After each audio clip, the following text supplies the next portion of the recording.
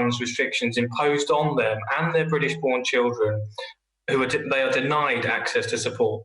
Will the Home Secretary end this discrimination by amending the Domestic Abuse Bill to ensure help is provided to everyone affected by domestic violence and scrap this fundamentally racist policy? Home Secretary. Thank you, Mr. Speaker. Well, I say to the Honourable Gentleman, first of all, the Domestic Abuse Bill was discussed, and in fact, I think it's fair to say, Mr. Speaker, has been discussed extensively in this House, and I actually want to thank everybody that's made outstanding contributions, including many of the organisations that participated in advance of the bill coming to the House of Commons itself.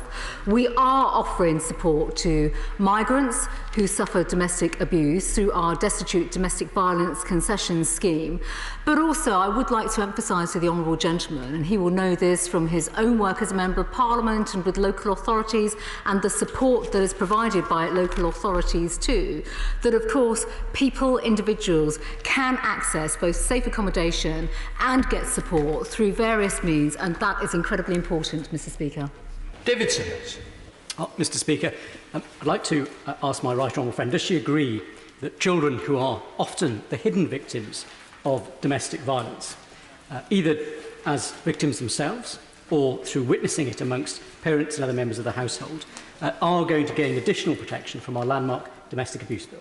I thank my honourable friend for his question, and this is an important issue in terms of children and the protection of children. Children are victims when it comes to domestic abuse, and it is a sad fact that children often witness some of the most abhorrent abuse of their parent or of others as well. And of course the bill does exactly that. And in fact, I'm really pleased, very proud that we have made sure that children are absolutely at the heart of this bill. It's right that we safeguard and it's right that we protect them. Shadow Minister Jessica. Thank you, Mr. Speaker. Between 2015 and 2019, despite domestic violence cases rising by 77%, charging fell by 18% and conviction by 20%. In 2018-19, there were almost 60,000 reports of rape to the police, but less than 1,800 were charged and less than 1,000 convicted. The number of cases of rape referred by the police for charging decisions fell by 32% in 2019. How does the Secretary of State account for her government's performance in the falling rates of charge and conviction in sexual and domestic violence? Well, the Honourable Lady will know that extensive work has been undertaken across government, and not just recently, but in previous years as well. I'm absolutely committed, as is my right honourable friend, the Justice Secretary, to ensure that we take an end-to-end approach to this through our work, through the Royal Commission that we're establishing on the criminal justice system, and also to make sure that so much more work is undertaken within policing to make sure that charges are undertaken, making sure as well that the right kind of effective training is put in place with police forces and police officers. I've been very clear about that through all my work in policing, as has the Policing Minister. But ultimately, of course, charging itself and getting those cases to court has to be the priority, which is why the Home Office is working in the right approach, in the right way, with the criminal justice system and the Lord Chancellor. Anderson. Number 4, please, sir. Thank you, Mr. Speaker. With your permission, I would like to group question 4 and question 5. We are ending free movement and will introduce a new, firmer, fairer, skills-led global immigration system, with further details of it published today. Last month, our immigration bill passed through this House unamended, despite the best efforts of the Labour Party and the separatist benches. Anderson. Thank you, Mr. Speaker. On behalf of the people of Ashfield, I fully support this government in introducing a points-based immigration system. For far too long, freedom of movement has encouraged the exploitation of migrant labour, which has driven down wages, increased pressure on public services and had a significant impact on housing in places like Ashfield. Could my right honourable friend please assure me that moving forward, this government will implement a firm but fair points-based system attracting high-skilled workers whilst also prioritising British jobs for British people? Well, I agree with my honourable friend. The points-based system will support our wider economic strategy by encouraging investment in the domestic UK workforce, whilst ensuring businesses can still attract the brightest and the best from around the world to Ashfield. We want employers to focus on training and investing in our domestic workforce, driving productivity and improving opportunities for resident workers, with immigration policy being part of, not an alternative, to our strategy for the UK labour market. Mark, hold on.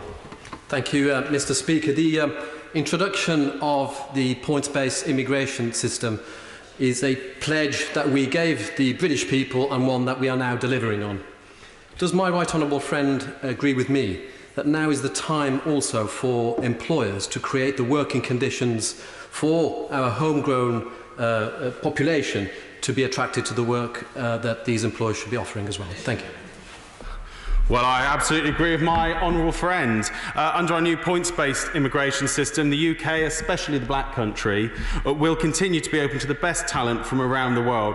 But it is right, employers should always be looking to recruit from the domestic workforce first and ensure they offer terms and conditions, plus career development opportunities, which make this possible, especially as we look to support those who have suffered the economic effects of COVID-19 back into work. We now come to Rachel Hopkins for their substantive. Number 6. Thank you, Mr. Speaker. Mr. Speaker, with your permission, I'd like to group this question with nearly every other question on the order paper. 6, 7, 8, 9, 10, 11 and 12, please, sir. The government is now spending over £15,000 million on policing, an increase of £1 billion on last year, with £700 million being allocated to police and crime commissions to recruit 6,000 additional officers by the end of March 2021. While there's no direct connection between police numbers and crime, this will give them the capacity to be much more agile in the face of changing crime. Rachel Hopkins. Mr. Speaker, in Her Majesty's Chief Inspector of Constabulary's recent annual assessment of policing, he stated that policing and some other public services are closely linked, and that the level of investment in one public service will have an effect, good or bad, on another, and referenced health, particularly mental health, drug and alcohol services, housing, social services as examples. So can the Minister confirm what assessment he has made of the huge detrimental impact that COVID-19 has made on local authorities responsible for these services, and the fact that many local councils, including Luton Council in my constituency, are being forced into making significant in-year budget cuts, and thus its impact on local policing? Well, Mr. Speaker, the Honourable Lady is quite right to draw the connections between policing and other services in the public sector, but I can't speak to the resilience or otherwise of the finances of her particular local authority. What I can say is that the Prime Minister has tasked me and the Home Secretary with the job of driving cross-government working to deal with some of those causal factors to crime beyond enforcement, and we will be talking to local authorities across the country about the part they can play. Jones. Thank you very much, Mr. Speaker. Money for additional police officers is welcomed across the board, even though it doesn't take police numbers back to pre-2010 levels. But can I ask the Minister, surely he would acknowledge that baseline budgets in police forces have been cut again this year, and capital funding is almost non-existent. So surely, unless the Secretary of State is able to win more money for policing generally, forces will be unable to afford to keep the officers they've got.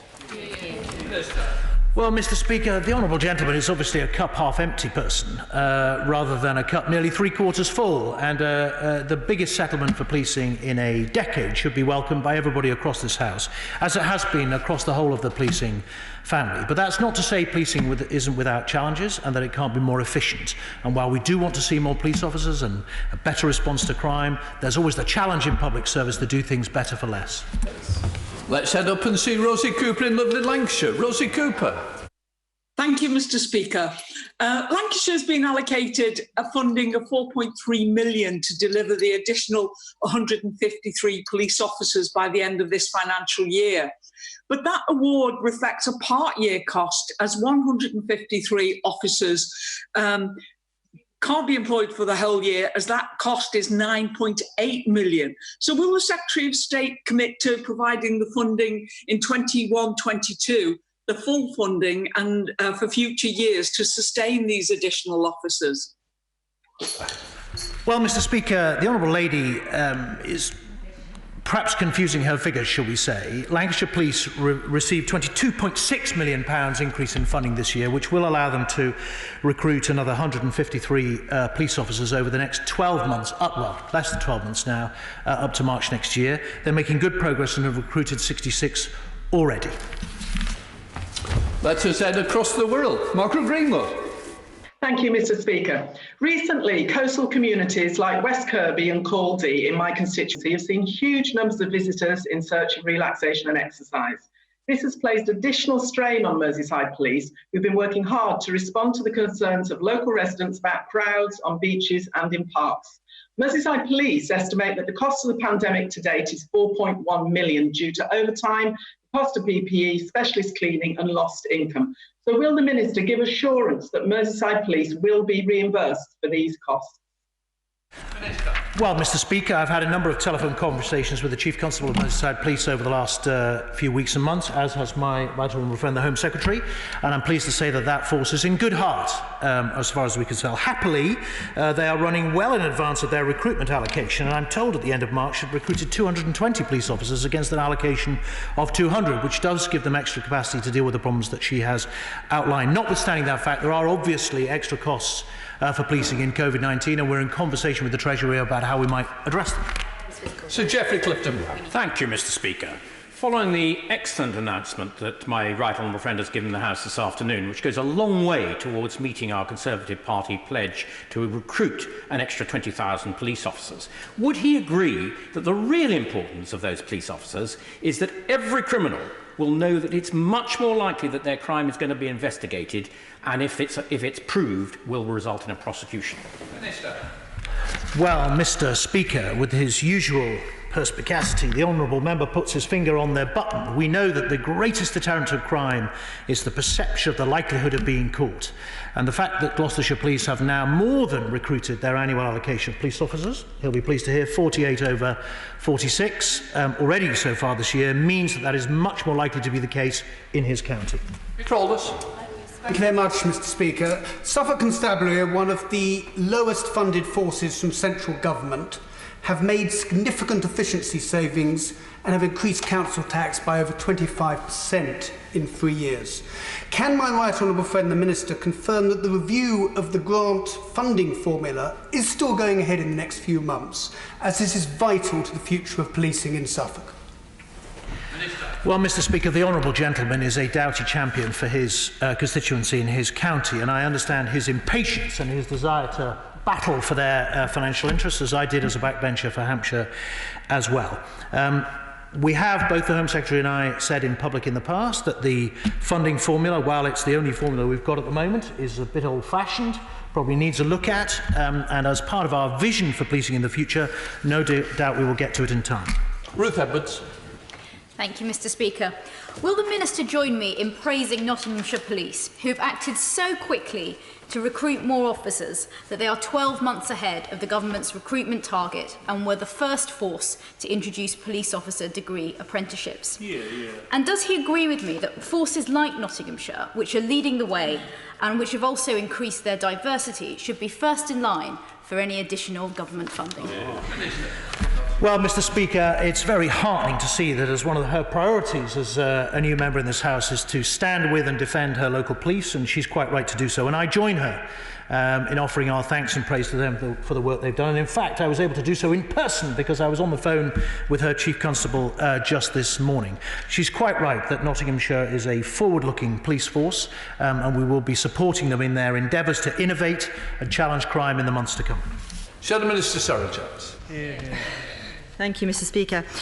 On the one hand, the Prime Minister has hailed an end to austerity and promised 20,000 new frontline police officers. On the other, we have alarming reports at the weekend of forces facing up to 15% cuts. COVID, on top of 10 years of austerity, has created a perfect storm for police funding. Lower council tax coming in, costs of PPE, lower income from some of their sources like airports and large events. And I have heard from multiple sources that essential staff jobs will have to be cut, meaning that frontline police officers will end up covering non-frontline roles, completely the opposite of what the Prime Minister intends. One senior police officer said to me this morning, this looks like austerity by the back door. Can the Minister commit today to plugging the funding gap from council precepts to guarantee there won't be a need to cut police staff?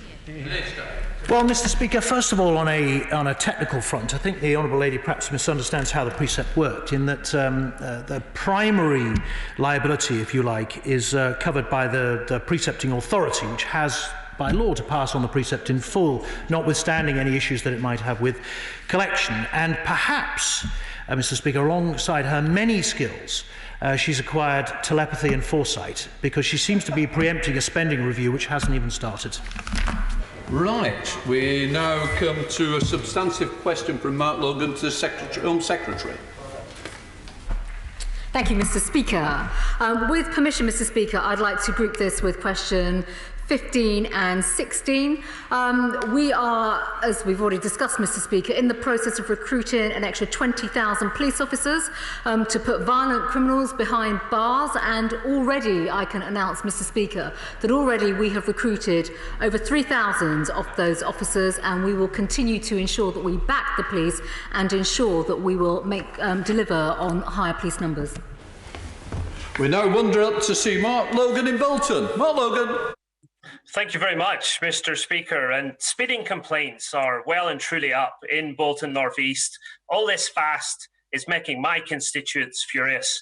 The day I took part in a community speed watch on Ainsworth Lane, 74 miles per hour was recorded in a 20-mile-an-hour zone. The problem is particularly severe on Blackburn, Halliwell and Turton roads. Many of these 20-mile-an-hour areas are located near schools, yet the speed limit is not enforced.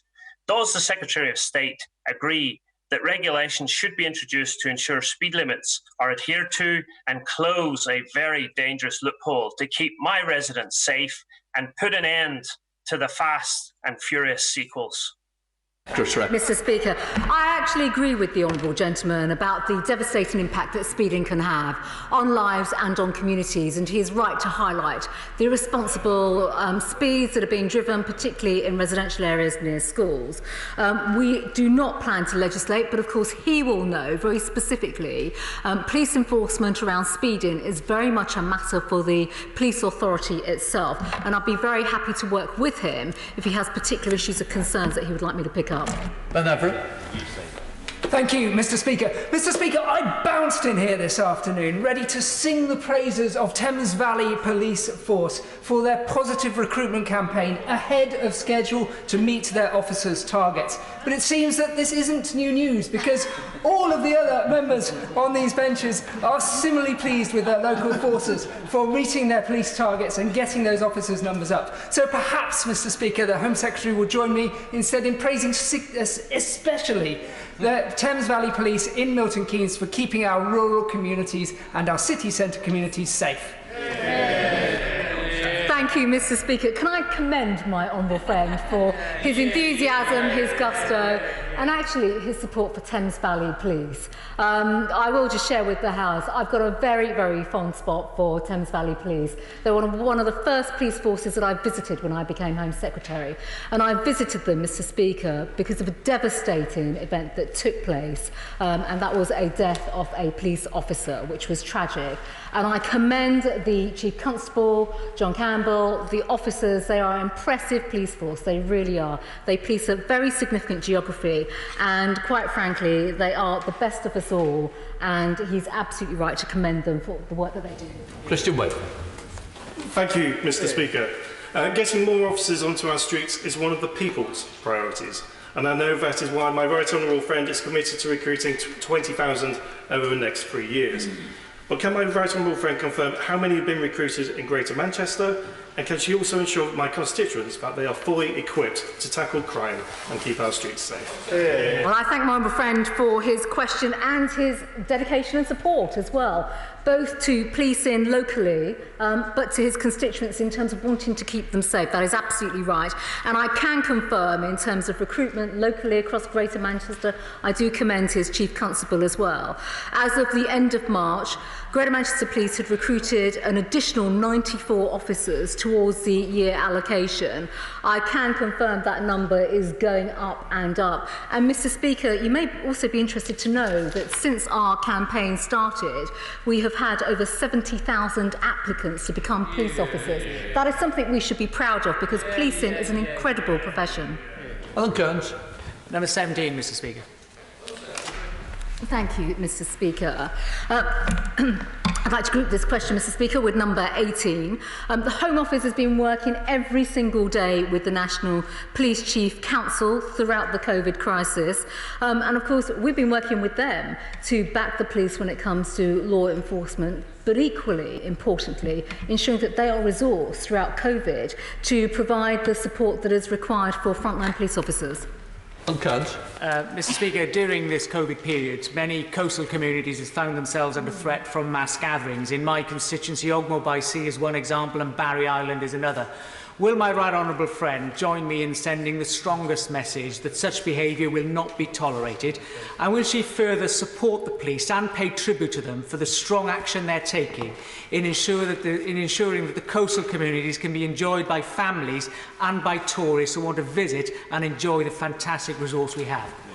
My right honourable friend is absolutely right, and I have visited his constituency in the past. I know what a beautiful constituency it is, and I do want to commend the officers and the police chief for all the work that they have been doing. And he's right to want that area protected for local residents, for it to be enjoyed in a responsible way.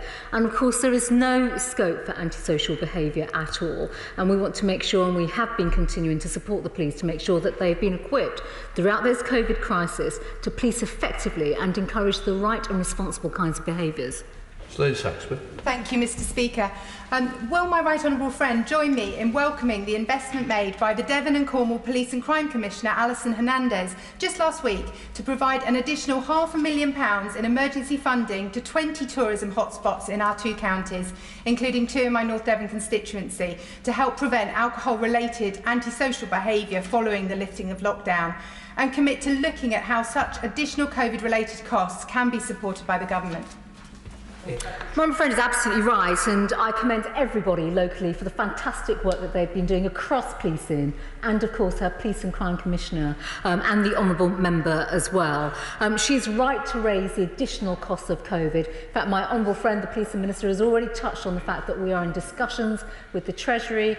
It is inevitable that extra costs have arisen, whether it's through PPE or additional time and hours that police officers have been given. That is ongoing, but at this particular point, Mr. Speaker, I would like to commend everybody for the great work that they've been doing throughout this crisis. Minister Conham again. Thank you, Mr. Speaker, and I fully agree with the Home Secretary in supporting the work that the police do to maintain public order. But I can't help but feel, Mr. Speaker, that the Home Secretary talks a good game, but we haven't seen much evidence of action, because we've seen a marked decline in the number of public order trained officers and police support units on this government's watch, and the recruitment that she talks about simply won't replace those and does take a lot of time. So can the Home Secretary tell us what she's doing now, today, to support Chief Constables in dealing with these pressures and to ensure our frontline officers have the proper resources and the training they need? Well, it's absolutely right that through the recruitment and the investment that this government is putting into policing, the largest ever policing fund and settlement, certainly for the last decade, over £1 billion, it is...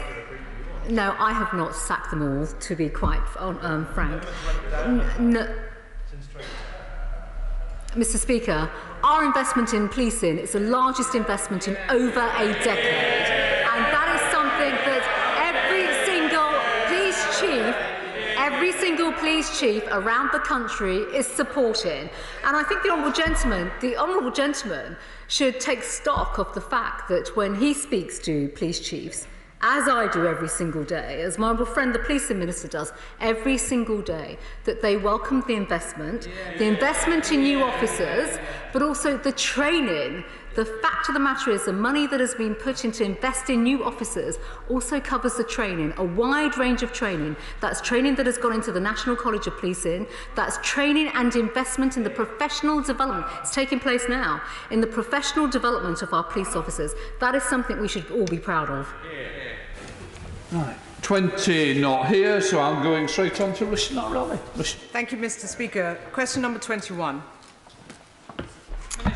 Thank you, Mr. Speaker. With your permission, I would like to group this question with questions 22 and 23. Home Office and Department of Health and Social Care officials are working to implement the surcharge exemption. The Home Office is currently identifying all those on a Tier 2 visa who will benefit from a refund, and these payments have already started. Those eligible to apply for the new health and care visa will be exempt from the immigration health surcharge. Commissioner I thank the Minister for his answer, but the fact that migrant workers in the NHS and care sector have had to pay the surcharge in the first place is an insult to their sacrifices. And the fact that the government is taking so long to implement the promise that the Prime Minister made is an added insult. Can I ask the Minister how many people have actually now got the exemption and how many are left to receive it? Well, thank you, Mr. Speaker. Well, when the honourable member refers to how long, in my answer I already said refund payments have already started, and we are imminent to implement the new health and care visa, which will see those under it exempt. So work is continuing, and to be clear, the health surcharge is about creating resources for the NHS and has supported the NHS, but we've announced this policy and we're driving it forward. Thank you, Mr. Speaker.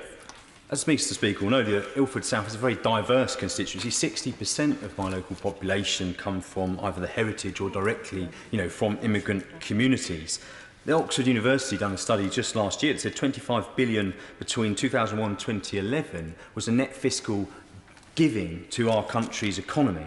So one thing that people in Ilford South are wondering is whether or not the Minister agrees that the policy that the government had acted so slowly to move forward was not only wrong, but that the government should offer an apology to people in Ilford South working in our NHS who are fearful, risking their lives and not getting the support they deserve from the government.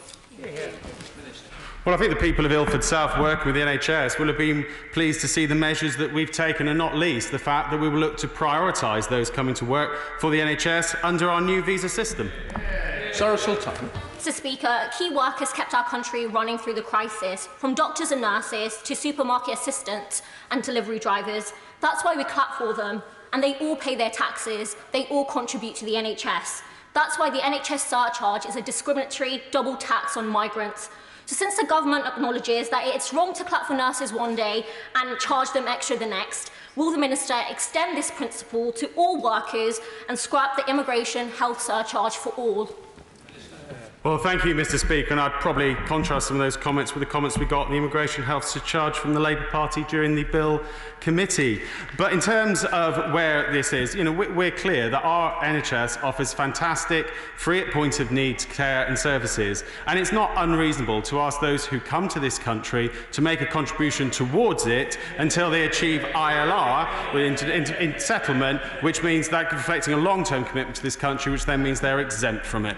Shadow Minister Holly Lynch. Thank you very much, Mr. Speaker. Further to the excellent questions already asked, Dr. Sadara is just one of the hundreds of clinicians who's already had to pay the immigration health surcharge since the Prime Minister said it would end, not just for himself and his wife, but twice in 6 months for his newborn baby daughter. We don't just want these medics to stay in the NHS, we need them to stay in the NHS. The new rules published this morning confirm that the charge will end, but they don't come into effect until January. So can the Minister update the House? When will the surcharge end for health and social care workers? And why does the detail published this morning suggest that some will still have to pay it, only to be reimbursed? Well, thank you, Mr. Speaker. First, in starting, the details published this morning relate to the new system beyond the 1st of January. However, to be clear, we will refund those who've paid it since the 31st of March, not just since the time when the Prime Minister made the announcement. And we expect to bring in the new health and care visa significantly before the 1st of January, and hopefully we're planning actually before the 1st of October to have it in place. And that means people will therefore, applying for that, will not have to pay the surcharge. Number 25, sir. We are committed to protecting places of worship from hate crime through the Places of Worship Protective Security Scheme. The funding for next year is an uplift of nearly double to £3.2 million, double the amount awarded last year.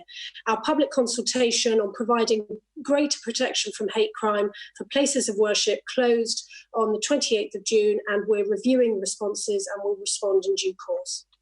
John Howell. There is a balance to be struck between worshipping openly and being provided with adequate security. Would the Minister say what success the government's Places of Worship Protective Security Funding Scheme has had in achieving that balance? Minister Atkins. Very much so. I can assure my honourable friend that the Places of Worship Protective Security Scheme has been designed so that each place of worship can apply for practical security measures that suit their individual needs, ranging from CCTV to alarm systems.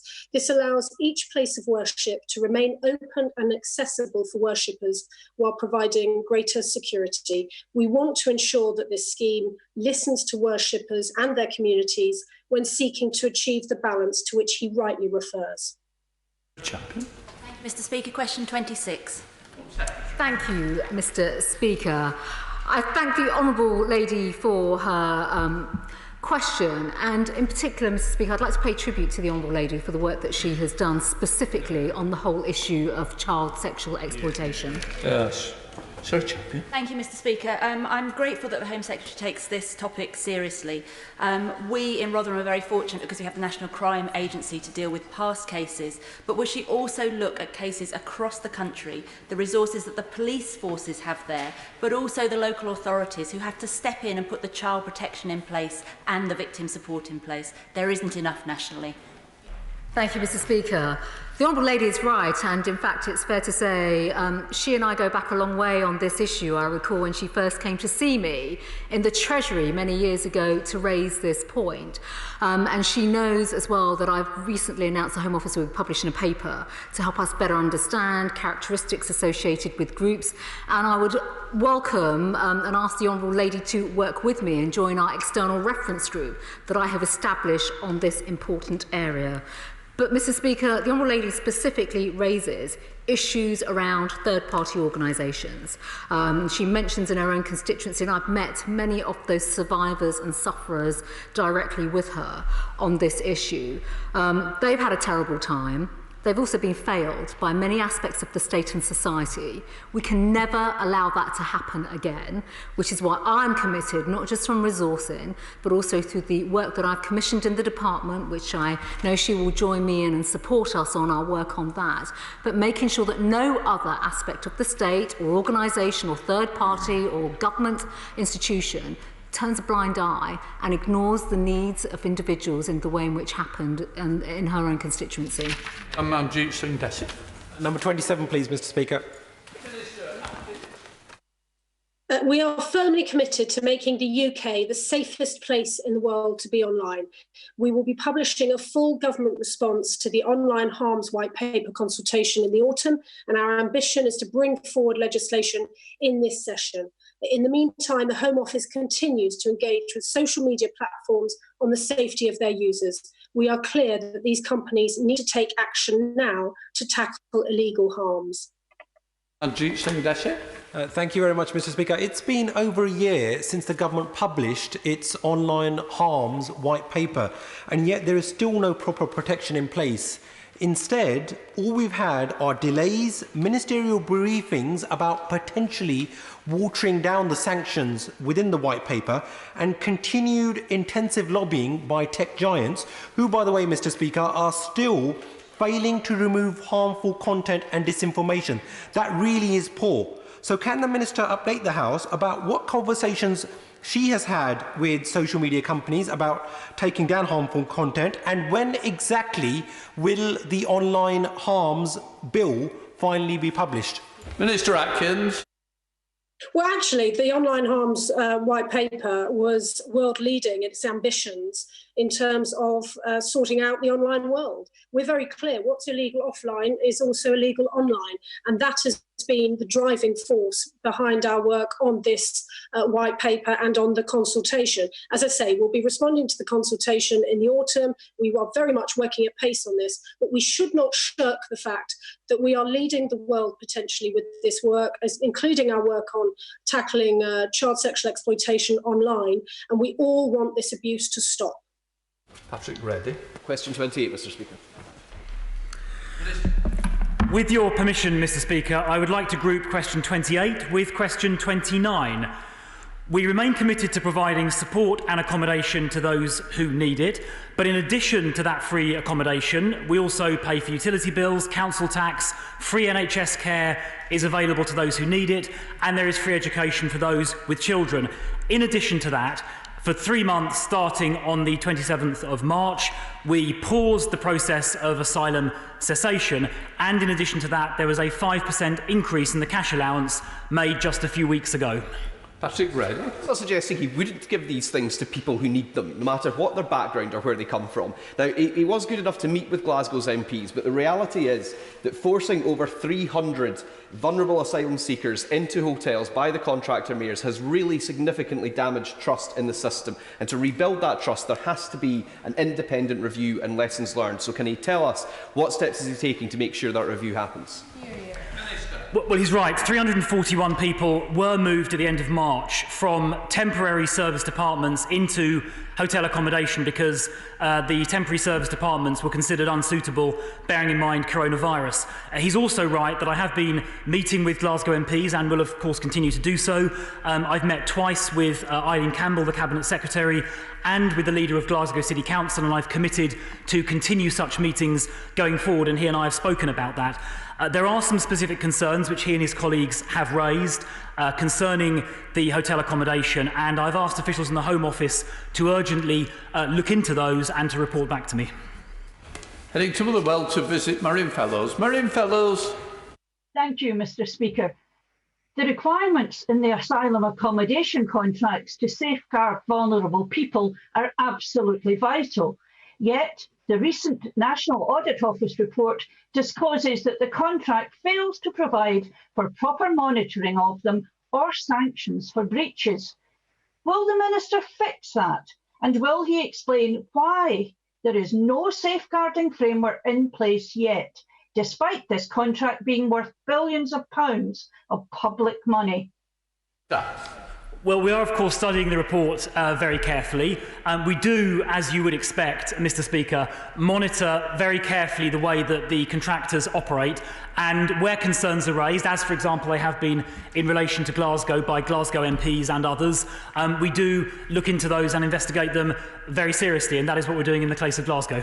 SNP spokesperson Joanna Cherry. Thank you, Mr. Speaker. The National Audit Office report, which my honourable friend, the member for Motherwell and Wishaw mentioned, is not just about value for money, but it's also about people. And of course, asylum seekers are by their very nature vulnerable people. Many of them are survivors of trafficking or ill treatment, including torture. Yet, under the existing Home Office contracts with private companies, it's possible for these private companies to shove hundreds of these asylum seekers into hotels without doing proper individual assessments of their vulnerabilities. Now, the National Audit Office report records that 10 months into these contracts, there is no safeguarding framework. So what I'd like to hear from the Minister today is, can he give us a date on which he will introduce a safeguarding framework for these private company contracts? Well, the Honourable Lady asked about vulnerability assessments, and in fact, in the case of Glasgow that we've been discussing, there were vulnerability assessments done before people were moved, and I understand that 109 people who might have been moved from the temporary serviced accommodation into the hotels were in fact not moved as a consequence of exactly that vulnerability assessment. The Honourable Lady made a more general point about taking care of people who are vulnerable. This country has an extraordinarily proud record. Last year, we made 20,000 grants of asylum or protection, one of the highest in Europe. We welcomed over 3,500 unaccompanied asylum-seeking children, the highest of any European country, and we are the only G7 country to spend 0.7% of GNI. This government in this country has an extremely proud record in this area. I thank the Minister for his answer, but I'm sure he will recall that there was a degree of uncertainty about the nature of the assessments that were carried out in Glasgow, and I'm sure he'll agree with me that having a safeguarding framework would ensure that that sort of oversight wouldn't happen again. But he mentioned meeting with the leader of Glasgow City Council. Now, he'll be aware that many local authorities are concerned that while the Home Office is happy to pay billions to private companies under these asylum contracts, there's been no assessment of the additional demands this places on local authority resources. And local authorities are concerned that the proper financial support they need is as far away as ever. So how does he expect more local authorities to become asylum dispersal areas if the government won't give existing local authorities the support that they require? The central government, national government, provides a huge amount of support and finance to help these asylum-seeking populations. We pay for all of the accommodation. We pay for the council tax, which of course goes to local authorities. We pay for utility bills. Those who need healthcare are treated by the NHS, and of course funding flows from central government to do that. And those requiring education are educated, and again there's a per capita funding formula to cover that. So I mean, as far as I can see, national government is spending a huge amount of money supporting these populations. The figures, as the Honourable Lady says, run over multiple years into billions of pounds. I am always happy to talk to local authorities about the work they do and how we can work better together. That is what I'm doing already with Glasgow City Council, and via the Cabinet Secretary Eileen Campbell I hope to expand those conversations to cover other towns and cities in Scotland as well. We're now starting with topicals with Rob Butler. Speaker, topical number 1, please. 4 years ago, Mr. Speaker, the British public voted to leave the EU. They voted to take back control of our borders and to end free movement. And last year, the British people voted to get Brexit done and introduce a points-based immigration system. Mr. Speaker, we are doing exactly that. But despite the best efforts of the party opposite, we are ending free movement and we are introducing a points-based system. And today we have published more details of that system, which will enable us to attract the brightest and the best. A firmer and fairer system that will take back control of our borders, crack down on foreign criminals and unleash our country's true potential, building a brighter future for Britain and signalling to the world that we are open for business. Rob Butler. Thank you, Mr. Speaker. Last week was the 15th anniversary of the 7/7 terrorist attacks. It was a moment once more to commemorate those who lost their lives and to repeat our appreciation for those who rushed to help those caught in those dreadful blasts, particularly from the emergency services. So could my right honourable friend update the House, please, on what plans her government has to try to prevent future such attacks, and particularly to monitor people who've raised the suspicions of the police and security services? No, my honourable friend, Mr. Speaker, is absolutely right to pay tribute and commemorate the anniversary of those attacks.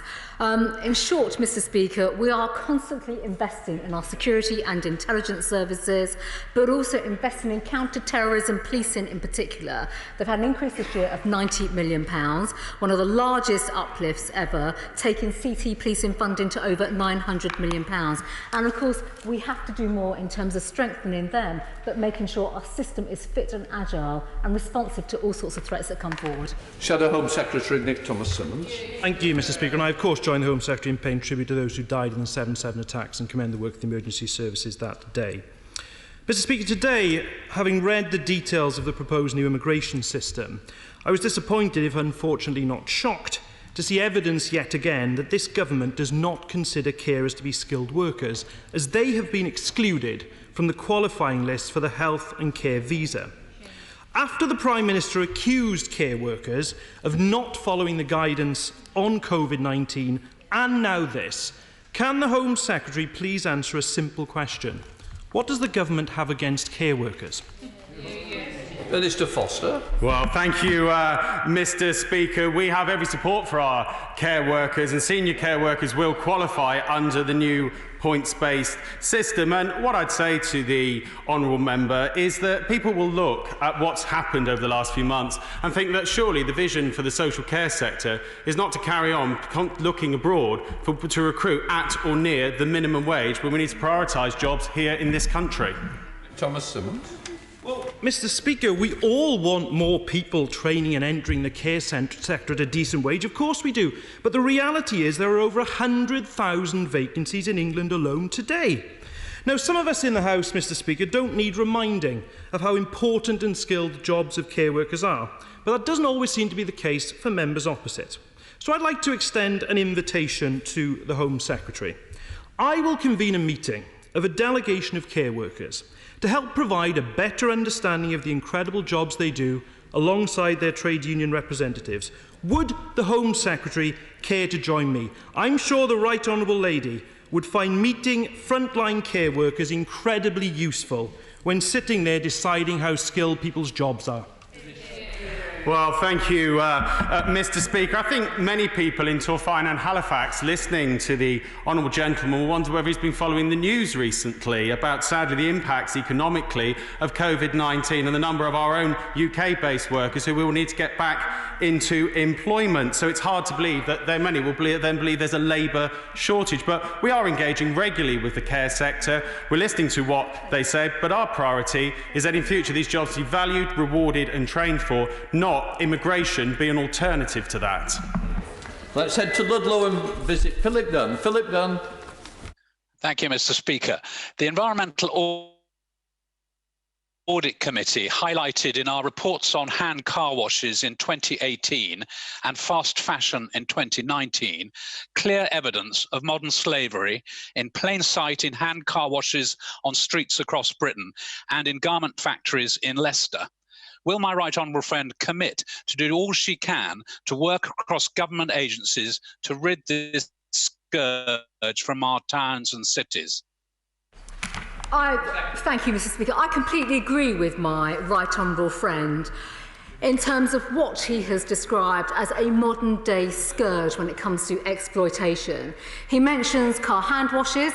Mr. Speaker, I think local authorities themselves need to do so much more in terms of stepping in and going in to investigate with trading standards.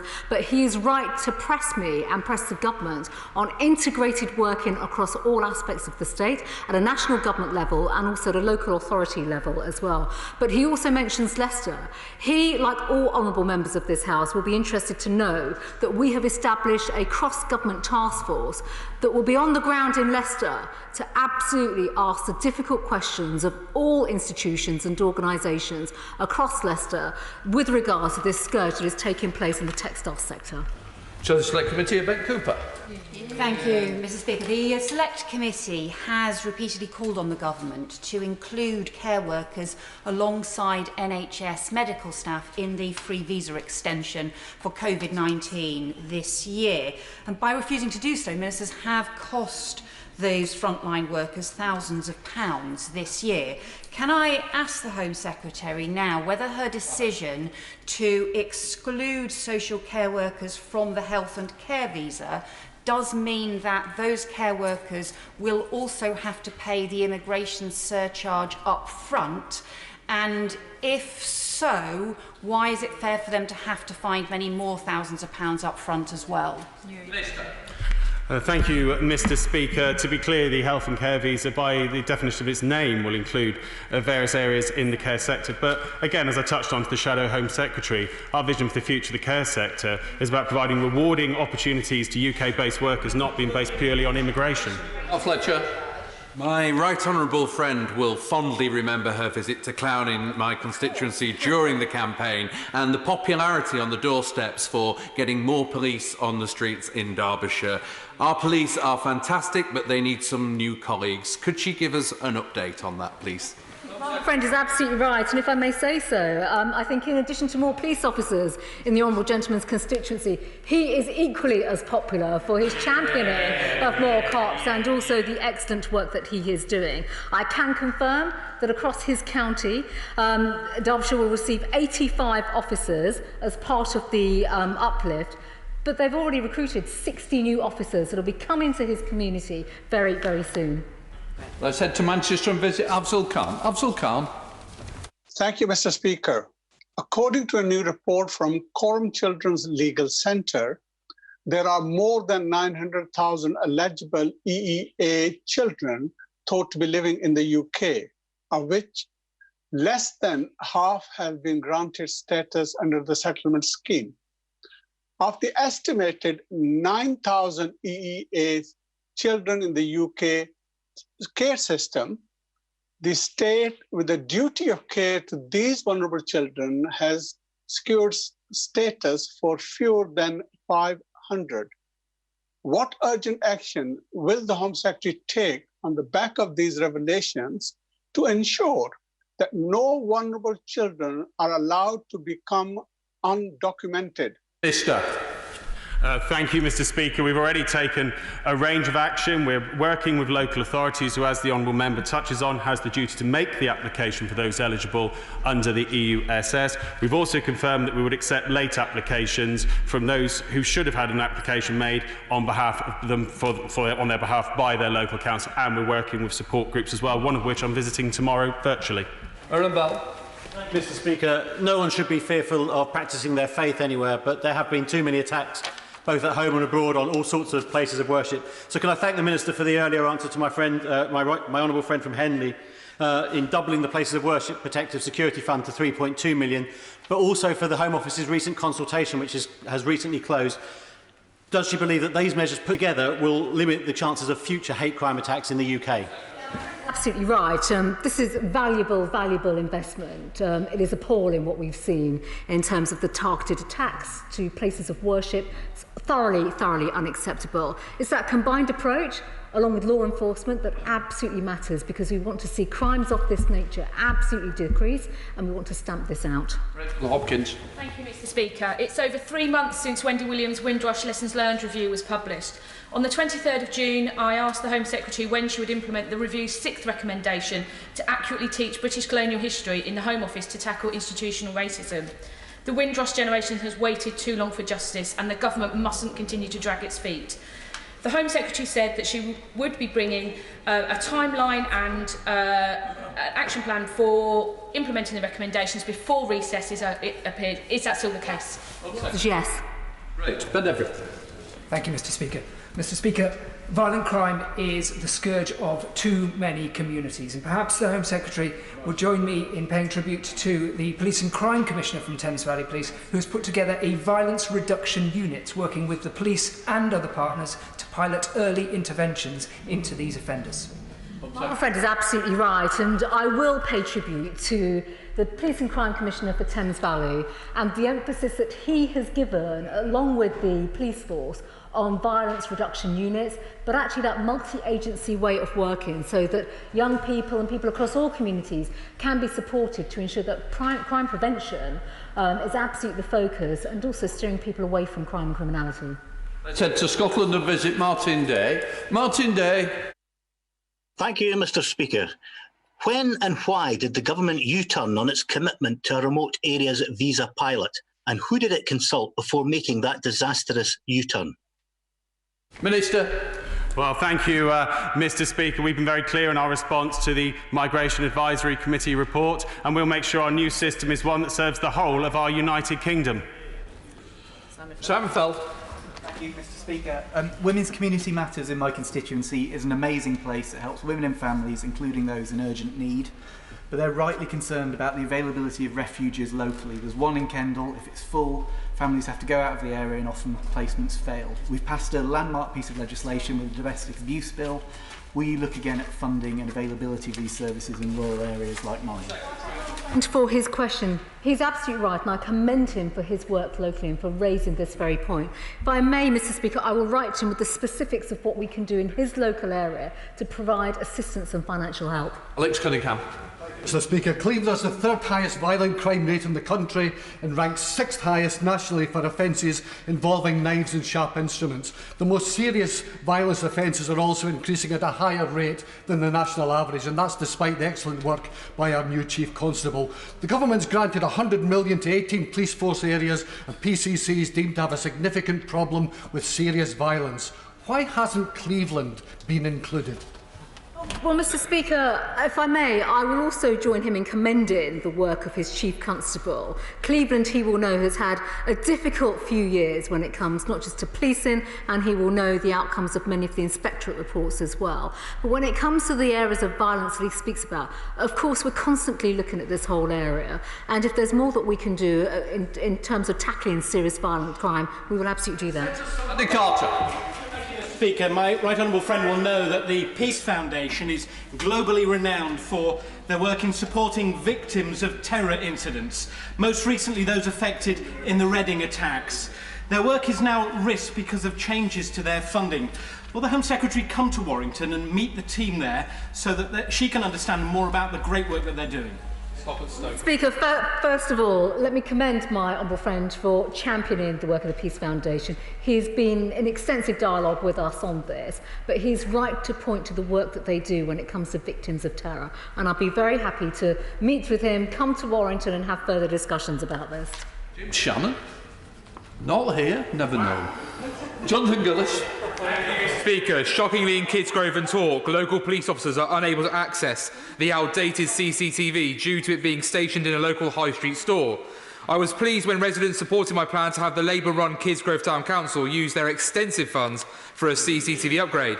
Will my right honourable friend back my plan, call for an end to the dither and delay, and demand Kidsgrove Town Council back our brave Staffordshire police officers?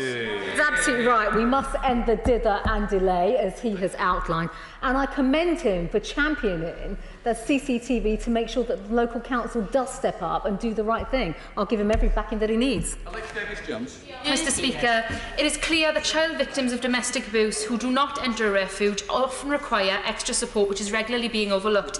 Can the Home Secretary please confirm what specific resources are available to those children to ensure that their needs are met? Yes. Secretary. If the Honourable Lady has specifics she would like to raise with me to come back to her on actual details for children. Obviously, we passed a domestic abuse bill last week in this House, and we've been very clear about the protections around children. That is absolutely right. There are many other measures that we have in place, and I'll be very happy to write to her about that. Jones.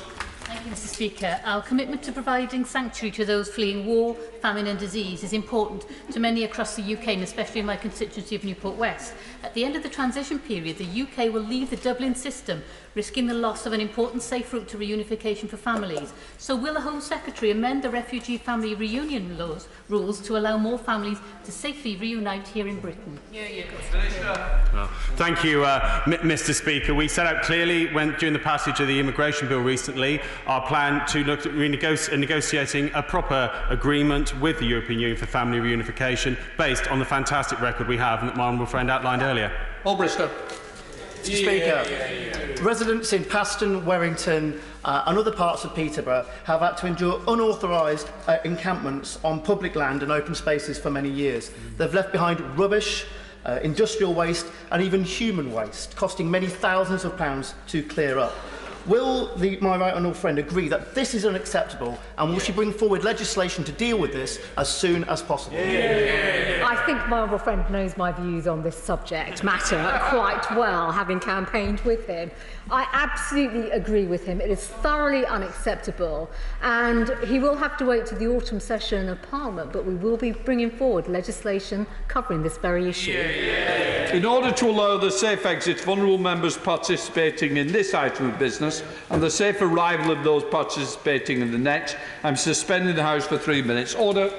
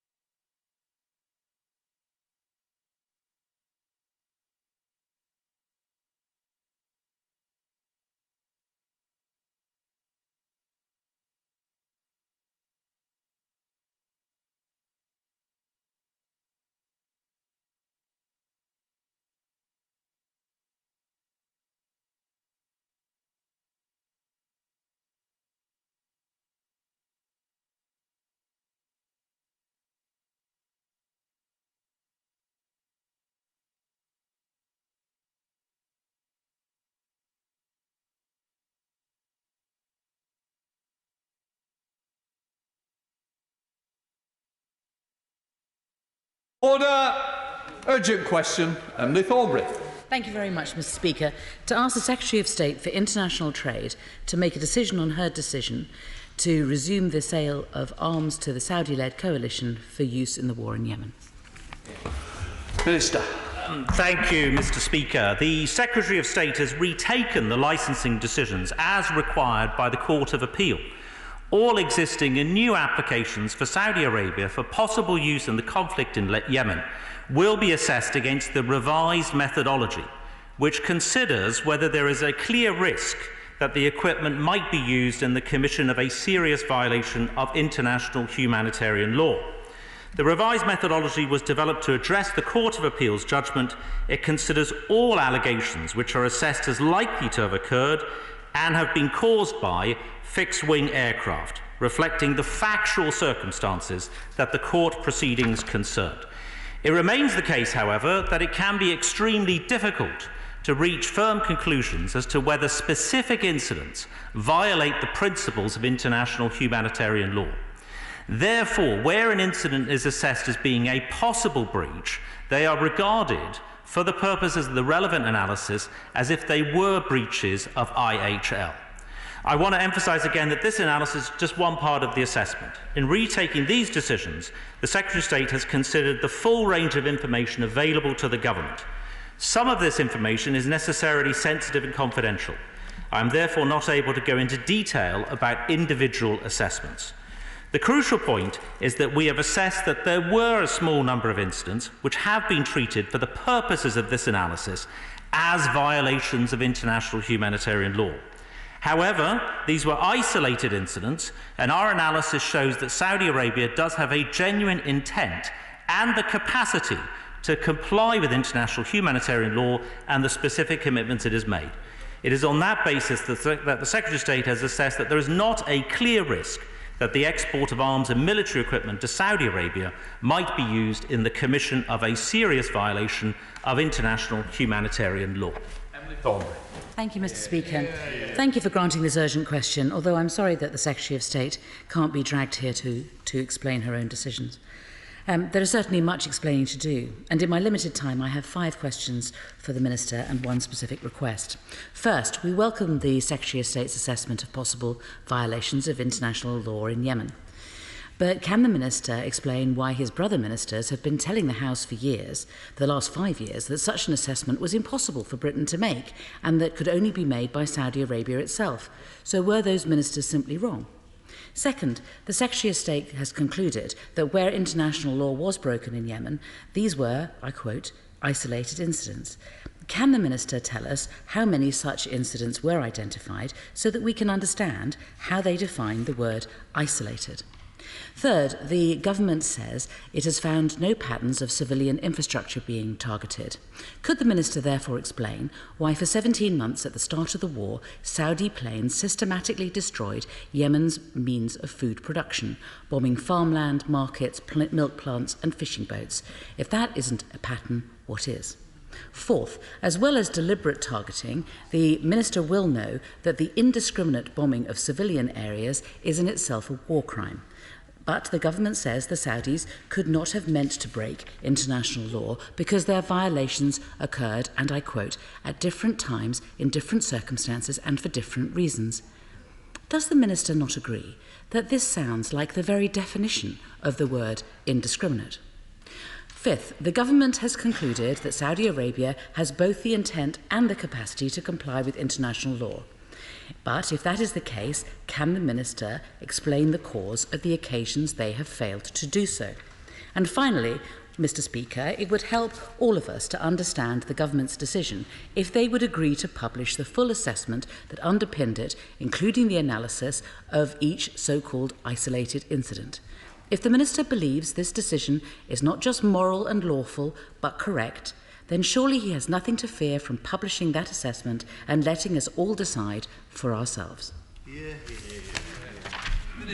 Well, thank you, Mr. Speaker, and I thank her for her questions. And can I start off by saying that we absolutely share her concern about the humanitarian tragedy in Yemen, and that is why the UK is engaged actively in seeking further diplomatic solutions. Let me try and deal with her questions as far as I am able. Of course, some of these matters are within the competence of the FCDO and the Ministry of Defence. Ministers, of course, have not been wrong in their assessment. If they had been wrong, then they would have come to the dispatch box. The consolidated criteria are what have been used in all of the assessments of these licences. In terms of the number of incidents, that is a question, an operational question. But I think in terms of the role of the Department for International Trade is in assessing the consolidated criteria. She talks about a number of incidents over different times and in different ways. The assessment was that there's no pattern here in the behaviour of Saudi, and that is that these were isolated incidents over some considerable time and also at different times within that. She mentioned the intention and capacity to comply and to publish the full assessment of the various incidents. It's worth saying, Mr. Speaker, which you will certainly understand, that the full, and she asked for a full analysis of each incident. Clearly, those different incidents that took place in Yemen will be informed, often by confidential information that comes to the government, not necessarily from Saudi Arabia. It would not be appropriate for us to publish those assessments. What we have published, however, is the consolidated criteria and also the quarterly lists of each licence that has been granted. Thank you, Mr. Speaker. The Minister knows that I am a long-standing critic of the policies towards Yemen of the Saudi coalition, which the British government continues to support. But it is not my purpose today to call for an arms embargo, but rather to ensure that in granting these contentious licences, UK arms export licensing regime members continue to have benefit from DFID's expertise once that department is dismantled. DFID officials sit on the Export Licensing Committee, and I would like his reassurance to the House that that DFID DNA, which is very important to making these decisions in the Licensing Committee, will still be available. Well, thank you, Mr. Speaker, and certainly I would pay tribute to his long time as Secretary of State for International Development and the exceptionally good work that he did over a considerable time, both when we were in opposition and in government, and particularly the voice that he has had, the strong voice that he has had in relation to the conflict. I think in terms of the different parts of his question, I think in relation to the Committee on Arms Export Controls, and that's really properly a matter for the committee under the chairmanship of my honourable friend, the member for Wyre Forest. However, he has said that the International Development Committee will continue to take part in its public sessions for as long as that committee continues in existence. And I think his other point, in terms of DFID officials, the government is obviously very keen that DFID and international development expertise in the region continues to be recognised and utilised. We're heading up to Dundee West to visit the SNP spokesperson, Chris Law. Chris Law. Mr. Speaker, this UK government is increasingly chaotic and incoherent. Last week, the Foreign Secretary announced a new sanctions regime, claiming the UK will be a stronger force for good, whilst the International Trade Secretary resumes arms sales to Saudi Arabia, demonstrating that profit comes before peace. The international community, our allies and the UN have made clear that the arms trade to Saudi Arabia should be stopped due to the mounting evidence of what UN experts have described as potential war crimes and widespread and systematic strikes on civilian targets. Right now, Yemen has also been described as hanging by a thread, with over 1 million COVID infections.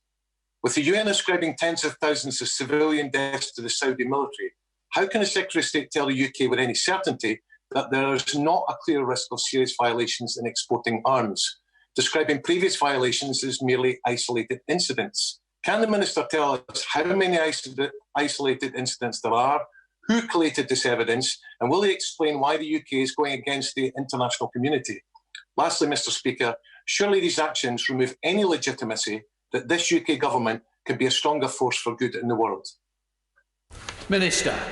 Thank you, Mr. Speaker. Well, first of all, I strongly refute the allegation that the UK government is not a strong voice for good in the world. That is absolutely our mission right the way across the government.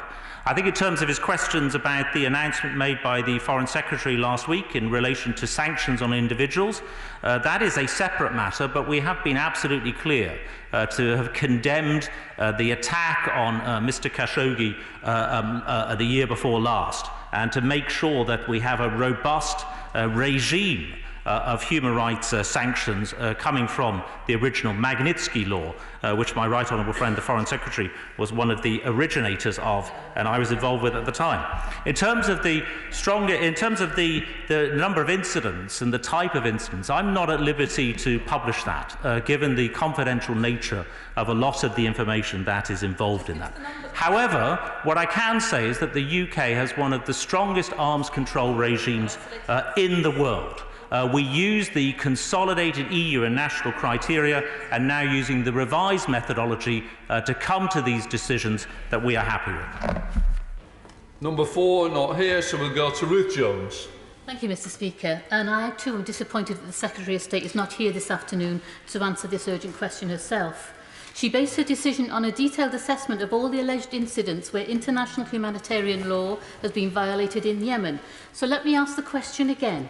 Will the Minister ask his boss to publish that assessment so the people of the UK can see the evidence and will be able to judge whether she is right to simply dismiss these violations as isolated? Well, Mr. Speaker, the incidents or the allegations have not been dismissed, but we are clear that we need to follow a sensible set of criteria, and that is why we have the consolidated criteria in place to assess export licences going forward. But I return to what I said earlier. It would not be appropriate for the government to publish its findings in relation to incidents in Yemen in the past. Can the Minister reassure the House that the Government can still, if necessary, review, suspend and revoke licences if needed? Thank my honourable friend for that question. She is absolutely right. Yes, they can be reviewed or revoked in line with the consolidated criteria. That is the basis on which arms control works in this country and has always done so under successive governments. Thank you, Mr. Speaker.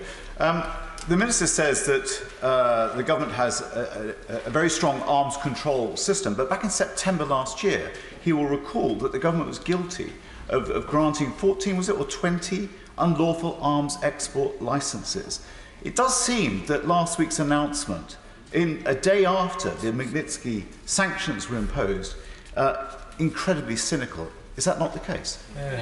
No, it isn't the case, Mr. Speaker. I think his question refers back to the Secretary of State coming to the House and apologising, and indeed apologising to the court for the inadvertent breaches of the court judgment last June. However, what we are talking about today is a forward-looking way of doing this, using the revised methodology based on the consolidated criteria. Speaker, would my right honourable friend please explain to the House why there's been a delay in reaching this decision? Well, I thank my honourable friend for that question. It was vital that the government got this right first time with a comprehensive assessment. The court judgment was a very serious matter last year, and it was absolutely right that we took the time, Mr. Speaker, to have a comprehensive assessment process that is in accordance with the legal approach identified by the Court of Appeal last June. Richard Gibson. Speaker, like many people listening to this today, I am astonished that the Minister has said that the global human rights sanction regime is a separate matter from selling arms to the brutal Saudi regime. But can he tell me in all good conscience how this government can continue to export weapons to Saudi Arabia when we know that there's a risk that they may be used in Yemen after 17,640 civilian casualties have been documented in that country? Is it simply a case of profit before Yemeni lives? Well, Mr. Speaker, the process that is with me is to use the consolidated criteria, and that is why we have developed a revised methodology in respect of all the allegations which it is assessed are likely to have occurred and be caused by fixed-wing aircraft. Each of those allegations has been subject to detailed analysis by reference to the relevant principles of international humanitarian law. An evaluation has been made, and therefore it's been applied to all credible incidents of concern of which we are aware. But importantly, Mr. Speaker, going forward, our revised methodology will allow us to make these decisions going forward. We're heading up to Yorkshire to visit Imran Hamid Khan. Imran. Thank you, Mr. Speaker. The enduring alliance with Saudi Arabia is vitally important to regional security, and bolsters the ability of the United Kingdom and her allies to help police the region. The UK has licensed over £5.3 billion worth of arms since 2015 to Saudi Arabia, which has secured thousands of jobs across the United Kingdom, including in Wakefield. Does the Minister agree with me that by maintaining arms sales to our Saudi allies, the whole of the United Kingdom prospers? I thank my honourable friend for that question, and it is very important that we have a broad and deeper relationship covering matters like trade, defence, security, energy and regional issues. It's very important that the UK maintains that relationship overall. It doesn't prevent us, of course, from being critical, Mr. Speaker, as we have been critical on occasions in relation to human rights. Mr. Carmichael. Thank you, Mr. Speaker. The government of Saudi Arabia is, as is well documented, indiscriminate in their use of the death penalty, including against minors.